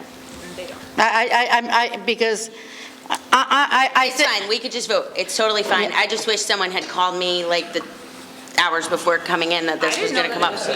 You didn't? Okay. All right, let's vote. Sorry. What I'm going to say, because I get to say something, so I'm going to say something. I think the amount of time that's going to be wasted in going into January is more time wasted for the PTAs and the parents and the groups that you could lose another month and a half or 6 weeks for them to get prepared to do what needs to be done. I also feel that the 3 board members that are sitting here have given their time and put a lot of effort into this decision. I also feel that Macapan has been on this plate for this board, not this board sitting here, but West Milford Board of Education for 20 years.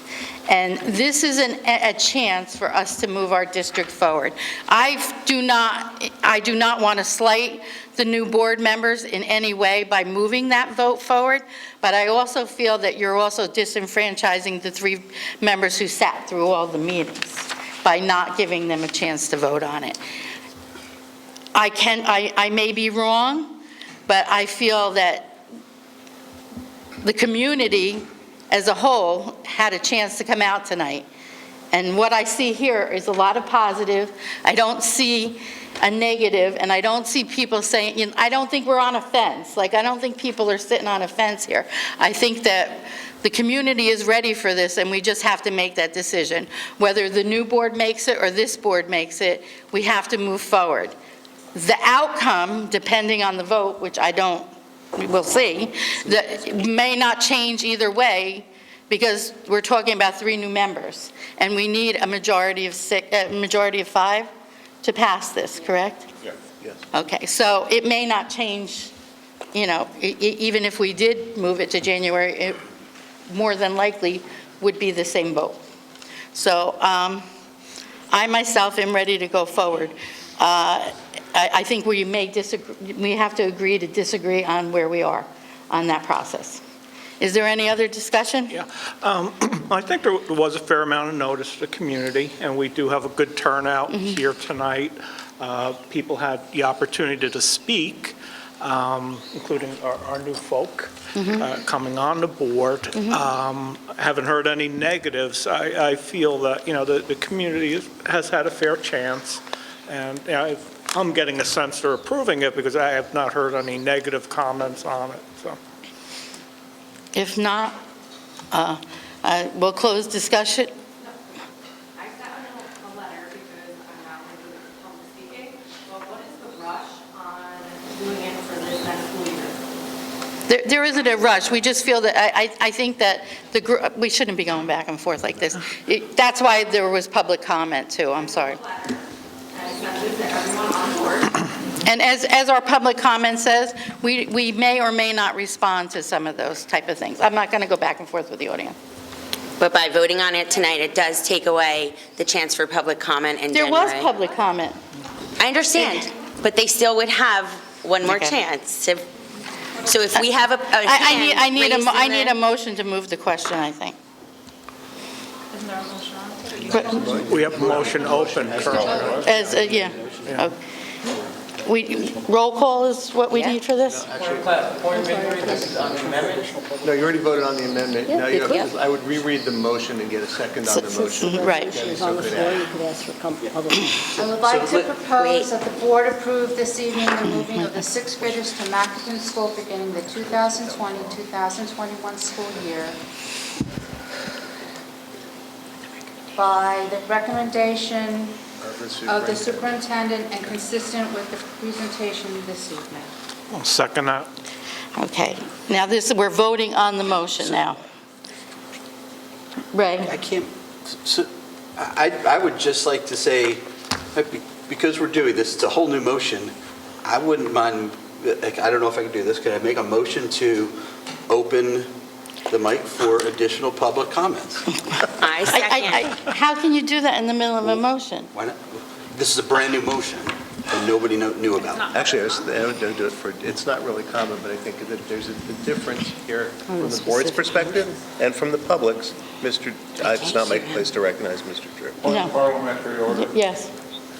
Did we amend the original motion and we're doing them both together? Yes, and now the motion, Okay, so It's the amended it's the amended motion that's on the table. And the amendment. Right. If we did something with regard to public comment that is related only to this motion, Right. I think it is just additional parliamentary action on the motion before the board. I think Mr. Drew's right. More importantly is the public didn't know this motion was, we asked for questions on the Okay. presentation. Now that we're Okay. voting on it, it's only fair to give the public a chance to weigh in. So, yes, Will? I move to table the motion till after the second public comment section. We have to consider the... No, we, There's already a motion on the table, you can't make Right, another and one. the motion to table is still in order. And it's out there, if somebody wants to second it, they can second it. I would like to second Ray's motion for further that public was your comment. you made a motion For the public comment, Inquiry. for just this. for just this. So now he's got a motion to, on the table. It's in order. That's why when you don't That talk is in Yeah, about order. I don't think it is. The table is in order. You started this. Your motion is out there. I see, I agree. On the motion to Actually, table, then your the motion to table takes precedence over the other motion. That's what I'm saying. That's why you gotta vote on things. All right, so, It's 6 of one, half dozen. all right, so we have to move on Will's motion to table. But it's going to be tabled only until the second public comment session, which avoids having 3 public comment sessions that we would have if we had Mr. Moreno's. Okay, we could do, well, that, you're saying we can do that? Yes. Okay, so you need a second on your motion to, Okay, they already did it. Mrs. Romeo seconds. okay. There's She's second Ray's. discussion on the motion. I'm really getting I have a question. Is that a motion to table permanently, motion to table indefinite, Till after motion the to second postpone? public comment section. To the end of the meeting. I seconded Ray's originally, I will second Will's. Vote on it. All right, well, we have to, like, let each person talk and not talk through each other, because that's where we're getting the confusion. Okay, so there's a motion on the table to table the motion for the move to Macapin until after the public comment. So the discussion is on that. If there's no discussion, we can move on to vote on that motion, on Will's motion. Roll call, Mrs. Francisco, roll call on this one. Mr. Seidowitz. Yes. Mr. Drew. This is the motion to table. Motion To table until after the Session last comment. public comment. It's not to table it forever. It's to offer public comment Okay. and to after that. I think we're out of order. Well, I can only follow what Yes, the, that's fine. Mrs. Dwyer. No. Mrs. Fritz. Yes. We're Mr. voting Guarino. on- Yes. Point of question, we're Ms. voting on O'Brien. this motion after the last comment. Mhm. Yes. Ms. O'Brien. Yes. Mr. Ovchinsky. Yes. Mrs. Romeo. Yes. Mrs. Van Dyke. yes. Okay, so we can open it up for public comment. Well, so are we still in new business? No, we're doing our new business, and then we'll move on to public comment. So I'm going to pick up here, new business. We have a few resolutions I'd like to read. Can I just want to make a comment on new business. I just want to make a comment because I'm not going to be here next meeting. Oh, okay. So I just wanted to welcome and congratulate, because I know they're here, Courtney and Mike and Jay. Again, I apologize, I'm not going to be here Oh, okay. on the 7th, so congratulations a little bit early to the 3 of you for getting into this. So, Yeah. enjoy. Welcome. All right, thank you, guys. Just because I wasn't going to be here, thanks. So we have, You can go now. we have 3 outgoing board members this evening. This will be their last meeting as board members. So we have 3 resolutions and 3 plaques. I'd like to read them individually, if it's okay with the board. Yes. So first one is, whereas Mr. William Seidowitz has served as a prominent member of the West Milford Township Board of Education from January 2017 until December 2019, and whereas Mr. Seidowitz has diligently served on the Budget and Finance, Personnel, and Policy Committees, and was a liaison for the New Jersey School Boards Association, Parks and Recreation, Township Board of Education, Technology Oversight, and Legislative Committees, and whereas Mr. Seidowitz held uppermost the welfare of our students in his decisions and served with great skill and dedication, whereas his service on the board has brought him the respect of his colleagues on the board, the administrative staff, and the teaching and support staff, Now therefore be it resolved that the Board of Education, on behalf of the grateful community, publicly acknowledges and expresses its sincerest appreciation to Mr. Seidowitz for his outstanding contributions to the West Milford Township Public Schools. And be it further resolved that this resolution be spread upon the minutes of the workshop regular meeting of the Board of Education of December 17, 2019, and presented to Mr. Seidowitz. Yes.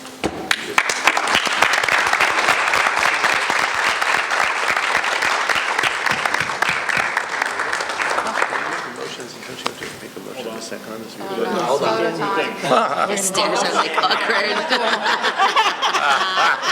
That's good, Will. Oh, God.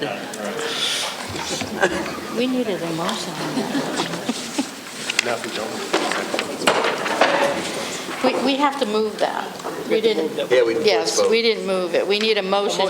Yeah. No. I'm done tonight. It's been a bad day all around for me, I have to tell you. I'd like to make a motion to approve the resolution that was just read. Second.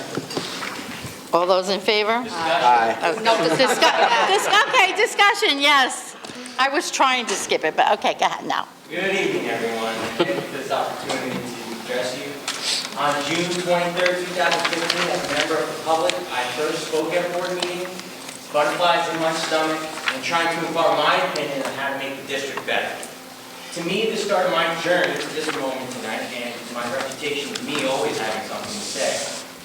Over the past 3 years, the mere mention of old business or new business garnered me eye terms and sometimes sighs as the board waits just what I have to say next, and thus extending our meeting that much longer.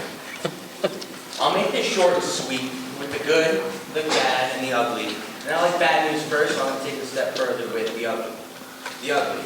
Because of my service, I've had my car keyed. I've been berated while performing. My brother was yelled at in the ShopRite parking lot because of a case of mixed identity. And I've been ignored by colleagues at school board function. The bad. I've seen good motions and ideas dismissed as a result of personality differences. I've seen far too many gotcha moments and that simply create tensions and don't move the district forward. The board has been through quagmires of meetings for nonsense that ultimately took away from the education of our students.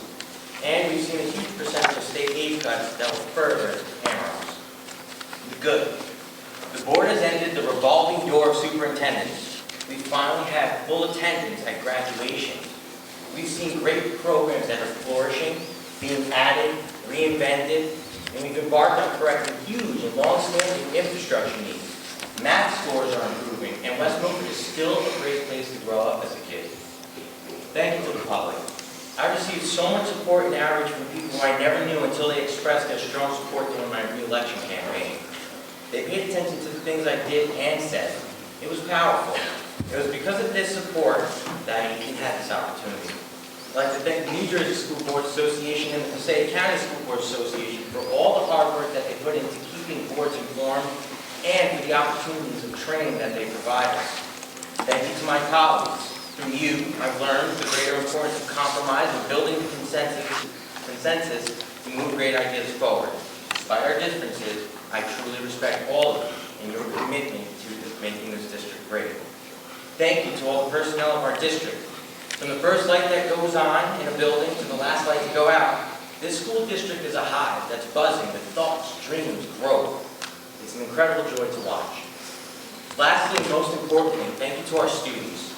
I've had the greatest opportunity to see how bright our future will be by being a scoutmaster to young boys and girls, teaching music lessons, being an active member of the Upper Green Lake Activities Committee, and now I've seen the great things that all our students can achieve within the school district. When I hear things that echo that the future is dim or that our youth are on the wrong track, I shake my head and strongly disagree because I've seen with my own eyes the aspirations, talents, and promise of youth that has better tools, programs, guidance, and opportunities that we at this dais wish we had. Our students have been an absolute inspiration to me, and nothing ugly or bad that happened to me or this district was as good as what our students can and will do for our world. Decisions I made and the differences in opinion that I've had with others were boiled down to two words: thorough and efficient. I hope that these words are always the guiding force behind all the board's actions. Good luck to our newly elected trustees. Along with considering the words of thorough and efficient, my advice is to train, train, train. Train weekdays, weekends, weeknights, online, offline. Knowledge is power, and in this complex educational world, your knowledge becomes a tremendous benefit to our students. As a near lifelong resident and graduate of our school district, I came with the earnest intention of giving back to the community as a public servant. In this intent, I feel I've greatly succeeded in that influence and strides that this district has taken. It is truly an honor to have been a trustee.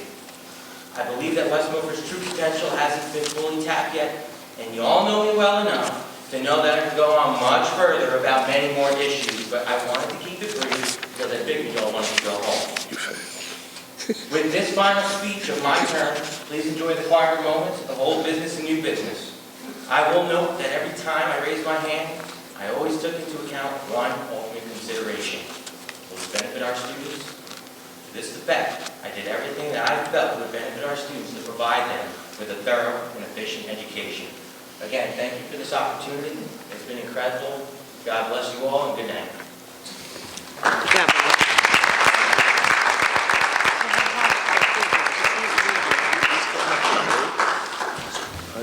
We have to vote on the motion. On Will. On Will, because that was his discussion. So any other discussion under that motion? If not, all those in favor? Aye. Any opposed? Sorry to see you go, Will. You keep me alert. And we have our second outgoing board member here, Mr. Drew. Whereas Mr. Stephen Drew has served as a prominent member of the West Milford Township Board of Education from January 2015 until December 2019. And whereas Mr. Drew has diligently served on and chaired the Budget and Finance Committee, served on the Education and Negotiations Committees, and was a liaison for the Legislative and Technology Oversight Committees. And whereas Mr. Drew held uppermost the welfare of our students in his decisions and served with great skill and dedication.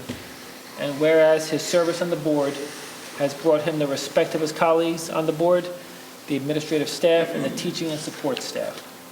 Now therefore be it resolved that the Board of Education, on behalf of the grateful community, publicly acknowledges and expresses its sincerest appreciation to Mr. Drew for his outstanding contributions to the West Milford Public School District, and be it further resolved that this resolution be spread upon the minutes of the workshop regular meeting of the Board of Education of December 17th, 2019, and presented to Mr. Drew. I need a motion. I'd like to make a motion to pass the resolution that was just read. And Second. And any discussion? Can I say a few words? Yes. I didn't prepare a speech, but as you well know, I don't need to No, you'll do it. be long-winded. You'll be good at it. I can do that all on my own. Really, I'm honored and humbled that I got a chance to do this. I think this is just critical to the future of West Milford, and I'm pleased people gave me a chance. I believe my name was the last name on the ballot all 4 times that I ran, and somehow people found their way down there to elect me anyhow, and I really, really appreciate that. I'd like to thank the parents, public, our employees that I think are really the strength of our system, and my colleagues for the time. We have great people, I think, who are coming onto the board. I'm very pleased. Good people who are doing this for the right reason. They want to help our kids, and that's the reason all of us should be here. Just briefly, tell a little story quickly. 2 guys walking in the savannah in Africa hear a lion roar. One of them takes off running, and the other guy shouts, "You can't outrun a lion." And he shouts back, "I don't have to outrun the lion, I just have to outrun you." Our school system is a bit like that we're in fact competing with Jefferson and Ringwood and the towns around us for people who are considering moving to this part of New Jersey. And the school system is the forefront. That is the single strongest reason why people move one place instead of another. Even for people who don't have kids in the system. It affects property values. It affects the neighbors. It is truly the most important thing that we have to do as parents, as the public, is to do everything we can to give our kids as many opportunities as available. We can't make them do anything. They may want to grow up and sit in a chair and play video games all day long, but we can give open doors, and I'm very pleased that we have in fact improved academic performance, especially in math, while I've been here. It isn't anywhere near what I was hoping to accomplish, but I think we're on the right path. I hope we continue that.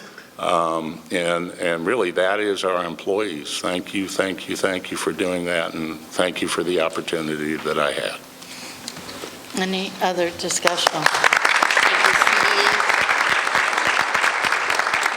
Karen? Mr. Drew, I would like to thank you for the support that you've given to our curriculum, to the research that you've done, to the hours that you've spent dedicating yourself to our math programs. I'm going to miss working with you, and I thank you very much for what you've done. Thank you.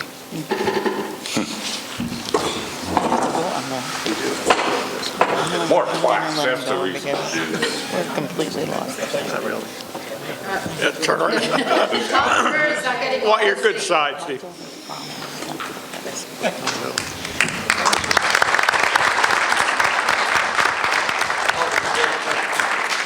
I just need a voice vote. All those in favor? Aye. Next. And lastly, Debbie O'Brien, 2 full terms as board member. Thank you very much. Whereas Mrs. Debbie O'Brien has served as a prominent member of the West Milford Township Board of Education from January 2014 until December 2019. And whereas Mrs. O'Brien has diligently served on and chaired the Personnel and Policy Committees, served on the Negotiations, Budget and Finance, and Education Committees, and was a liaison for the West Milford Education Foundation, Safety, and Passaic County School Association Committees. And whereas Mrs. O'Brien held uppermost the welfare of our students in her decisions and served with great skill and dedication. And whereas her service on the board has brought her the respect of her colleagues on the board, the administrative staff, and the teaching and support staff, now therefore be it resolved that the Board of Education, on behalf of the grateful community, publicly acknowledges and expresses its sincerest appreciation to Mrs. O'Brien for her outstanding contributions to the West Milford Township Public School District, and be it further resolved that this resolution be spread upon the minutes of the workshop regular meeting of the Board of Education of December 17, 2019, and presented to Mrs. Debbie O'Brien. Second? Second. I wasn't going to vote on this. No, I was ready to put you in as the mover. Oh, thank you so much. Do you want me to read my little spiel first? Yes, discussion will be up to you. I would like to take this opportunity to thank Alex, Barbara, Dan, and Liz for all their hard work, knowledge, and talents. I enjoyed working with you and appreciate everything you provide to our district. Thank you, Andy Brown, for your guidance and camaraderie during times of negotiations and is now our lawyer at our board meetings. The district is in very capable hands because of your knowledge of our district and of the rules and regulations that districts are to follow. To my fellow board members present around this table, as well as those who previously served, thank you for your service and dedication. Every trustee brings knowledge to the board that benefits everybody. Best wishes to Jason Stillman, Michael Conlon, and Courtney Stevenson in their new positions as trustees. To the West Milford education community, and I mean everyone, thank you is not enough, but I hope you know that I can do it. that I appreciate your dedication and hard work in a profession that should be better respected, is misunderstood by some, and gets lip service where it should be supported. To the West Milford community, thank you for your support of our Board of Education as well as our educational community. A big thank you is a must to the three most patient and supportive men in my life, my husband John and our sons Bill and Dan. Thank you for believing in me and letting me pursue my interests without judgment or worry about costs. Well, maybe that may be pushing it a little bit. There is an expression that it takes a village to raise a child. I would like to expand on that. It takes a village to support an educational community.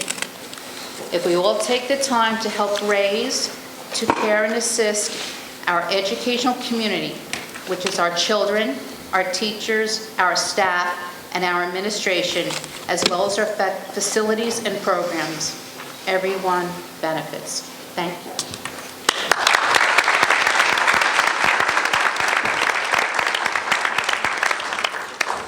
Oh, no. Makeup.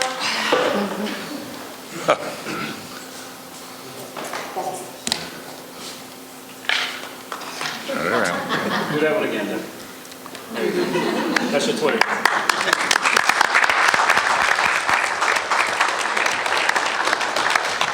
I'm so, discussion, go ahead, Nicole.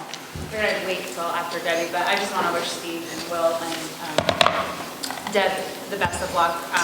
We may not have always agreed around the table, our decisions, but I think we always got to a place of respect, and I think that we share a common thread in that, we all know what it takes to sit around this table. It's not always easy, but at the end of it, we all want the best for the district, and I think we had some really great discussions, some late nights, and a little bit of fun along the way. So I wish you all the best. Thank you. Thank you. Thank you. Anyone else? Terry? Debbie, I'm going to miss your sense of humor. You have been as serious as you have been. You've also made us laugh when things got really rough, and I appreciate that. And to echo the goal, I wish the three of you best, and hope you'll stay involved. It's a bittersweet feeling for me.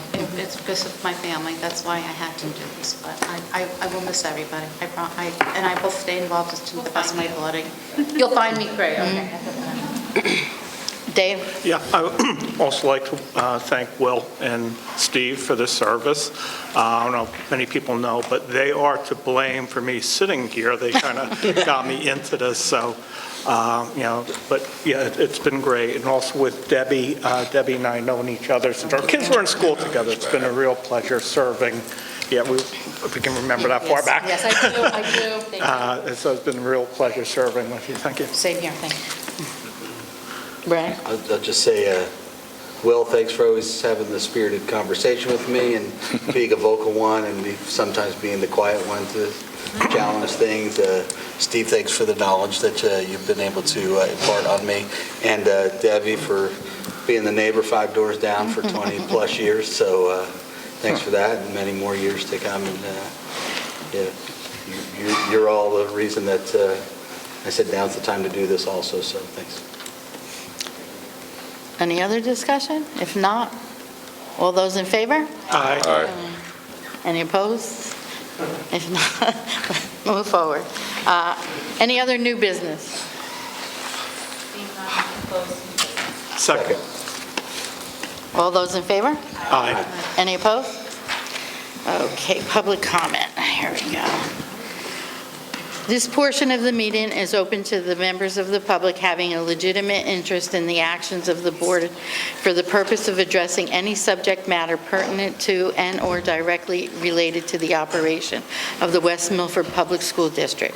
Members of the public who have requested to speak prior to the meeting will be recognized by the chair first. Each speaker will be given 5 minutes for a period of 30 minutes, then time permitting, other public comment limited to 5 minutes minutes per speaker will be allowed until the 30-minute time period transpires. All speakers are asked to sign the register, provide and give their full name, spell their last name, group affiliation if appropriate, and provide their address. Issues raised by the members of the public may or may not be responded to by the board. All comments will be considered, and a response will be forthcoming if and when appropriate.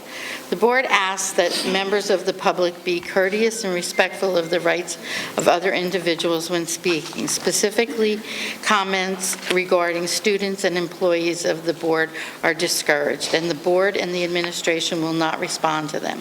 Students and employees have specific legal rights afforded to them by the laws of New Jersey. The board is not responsible and is not liable for any comments made by members of the public. Members of the public should consider their comments in light of the legal rights of those affected or identified in their comments. Members of the public are reminded that they are legally responsible and liable for their comments. Anyone wishing to speak? Come on up.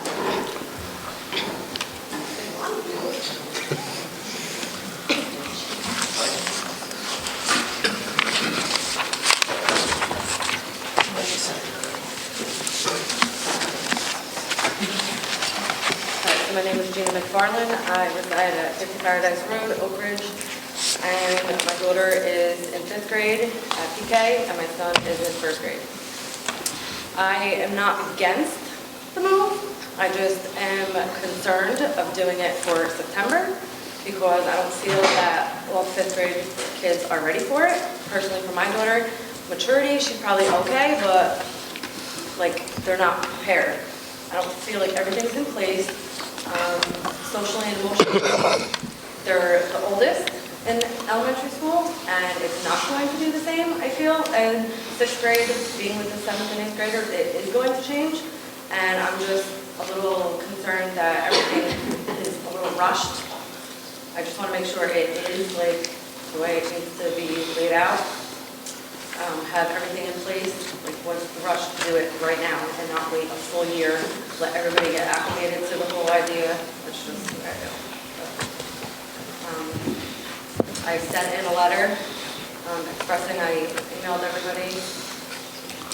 Some people responded, some didn't acknowledge it. So, Well, we don't usually respond to emails. In all honesty, we're not supposed to. okay. Because we can't take a position. It's not that we're ignoring it. So you guys feel that everything's in place 100%, that our kids, like the 5th grade class isn't going to be like your... We're not supposed to answer questions, right? No. I just wanted to make sure I was...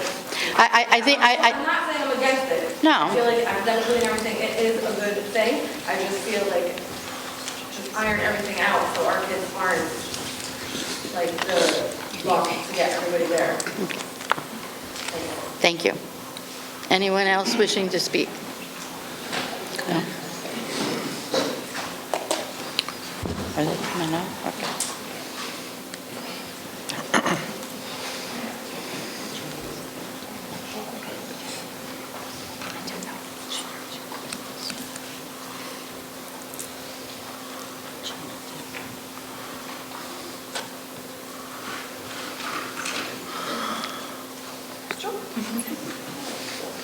Hi, Healthy Lighty. I'm at 34 Laurel Hollow Road. I'm the Maple Road PTO president this year.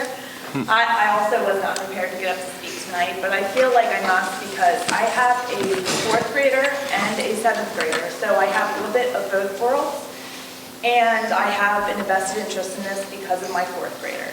But I can share with you that my 7th grader completely flourished.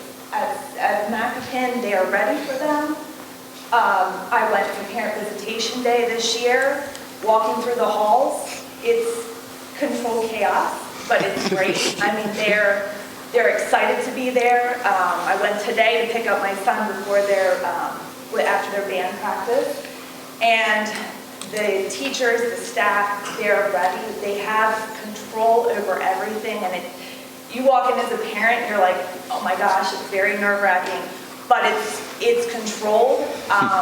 At the activity night the other night, it was raining, Mr. Citro was out there with his umbrella, walking kids right across the street there. I mean, to be there from, I don't know what time you get there in the morning, but to be there until 9:30, 10 o'clock at night for an activity night for students that I'm sure you probably wouldn't share another minute with. I can tell you, I am a true believer in this move. I have heard from many of our parents at Maple Road as well, concern about their fifth graders. I feel like the majority is people that haven't been through this move yet. They don't understand the magic that happens at Macapin, and I feel like it's just another year for our kids to get ready for that jump to high school. It is a huge leap, and they need that extra year. I feel like they need to have that extra time. So I'm very excited about it. I really wish this had happened sooner. I feel like if it doesn't happen now, that's what we're going to be saying. Why didn't we do this sooner? So I just want to thank you all for the time you put in for this. I want to tell the parents that haven't been privy to some of the meetings we've had with Dr. Anamone and Mr. Novak. You will find that they are ready. And it is a scary transition time. I have that fourth grader that I'm going to be waiting to see as well. But the kids that are there, it's seamless. Thank you. Thank you.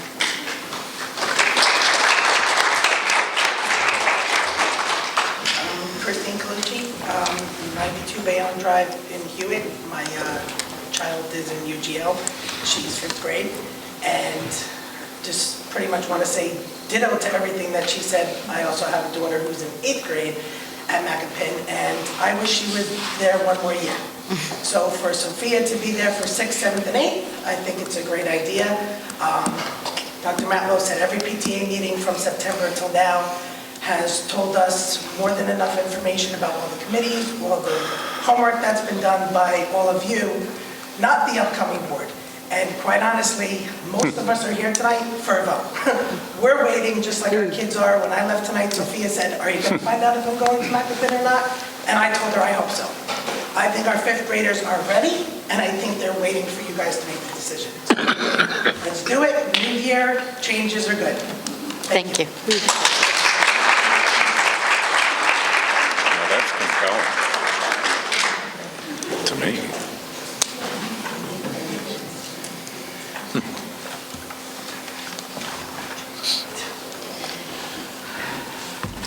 Hi, I'm Colleen Chichuga, 11 Moore Road, West Milford. I'm also the Marshall Hill PTA president. I can tell you right now, my fifth grader is at home waiting for me to text him and tell him if he's going back for next year. The minute I told him in June that there was a chance he might be going to Macapin, he was so excited. His sister's in 8th grade there, he sees how wonderful that school is. My only complaint is that she doesn't have the extra time there that he may have. I can't see there being any issue with moving these kids forward. And I'm sure there'll be some, a little bumps along the way, but everything will be fine. So can you please vote on this tonight? So I can tell my son that, he gets what he wants. Thank you. It's not bad.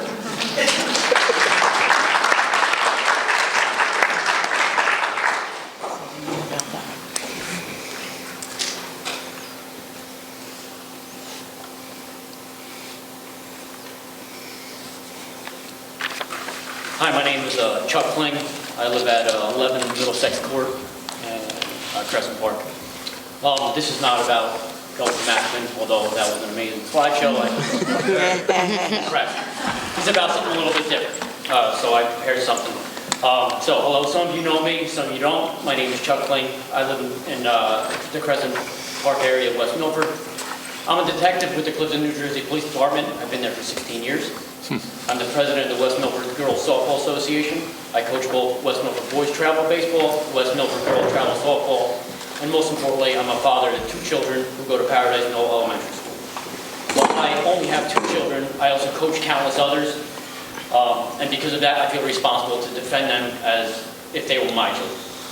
Over the last 3 years, my children, as well as countless others, have been affected by a student who is now in 4th grade. This student has created an atmosphere where others are fearful of going to school and constantly distracted from doing what they should be doing, which is learning. After my daughter had an incident with this particular student last year, a physical incident, I had a meeting with school authorities in which I was assured that this would be addressed. Fast forward a year and a half, same issues persist. Constant disruptions, constant issues, and most recently there's reports of threats with a sharp-edged weapon. A shelter in place was called, and it was subsequently lifted after the situation was resolved. Law enforcement was not contacted at the time of the incident. Although it was not mandatory, parents were not notified at the time of the incident either. However, they should have been. Imagine your child coming home from school, telling you this story, and feeling kept in the dark regarding what had happened. 5 or so hours after, parents were notified in an extremely vague notification. Clearly, there's a disconnect between the school, the students' parents, other students in Paradise Knoll School, and the rest of the parents of the school. There appears to be a common denominator with all the issues that persist involving this student. At some point in time, there needs to be an admittance that it just can't be everybody else. In Chapter 14 of the New Jersey Attorney General Guidelines, which is the highest law of the land and we all kind of have to abide by, there's an agreement between schools and law enforcement.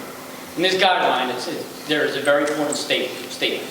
It says, as a general rule, if the principal or superintendent is not sure whether to call the police, the safer course is to err on the side of seeking police advice and assistance. And okay, this is important here. The police should always be called if the weapon was actually used or threatened to be used against another person. At one point, I had compassion for the student, his parents, the school. However, I have lost that compassion because these problems persist. I now have the responsibility to protect the rest of the kids in the school. Because this time, it wasn't my children that had threats made against them. However, it could have been. It is also now my responsibility to insist in making the teaching staff feel safe at Paradise Knoll Elementary School, which some of them do not. They won't speak, possibly out of apprehension because of possible retribution. Therefore, I'm going to speak for them. Enough is enough. There needs to be a safe environment for our children, a perceived safe environment for our students, and a safe workplace for our dedicated teachers. Thank you for your time. Thank you. Anyone else wishing to speak on public comment?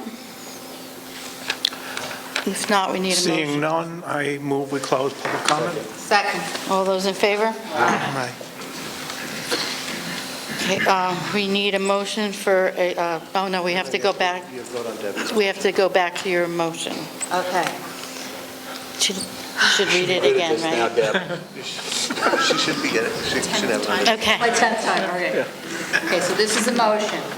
I would like to propose that the board approves this evening the moving of the 6th graders to Mackapin School beginning the 2020-2021 school year with the recommendation of the superintendent and consistent with the presentation this evening. Second that to the power of 5. Okay. Discussion. If not, well, Mr. Drew. I'm going to miss you. You'll probably sit in the audience. I found some of the discussion compelling. I've got a comment on, nobody on the board can say something like, I think we should paint all the schools blue. We can't speak individually. We can only speak as a group when we have voted on something, which is the primary reason why we don't address. I may agree 100%, but I can only speak as a citizen until the board votes. Having said that, I found the discussion very compelling, frankly. So thank you for your voices don't go unheard, even if we don't say anything. Thank you. And any other discussion? If not, roll call, Mrs. Francisco? Mr. Seidowitz. Mr. Drew. Yes. Mrs. Dwyer. Yes. Mrs. Fritz. Yes. Mr. Guarino. Yes. Mrs. O'Brien. Yes. Mr. Ovshinsky. Yes. Mrs. Romeo. This is a vote that we're going to be voting tonight, right? No, we're voting on the motion. We're voting on We're voting on the motion right now to move the Mackapin. 6th grade to Mackapin. Thank you. Yes. Mrs. Van Dyke. Yes. Motion carries. So you can go home and say that your sixth grade is moving to Maryland.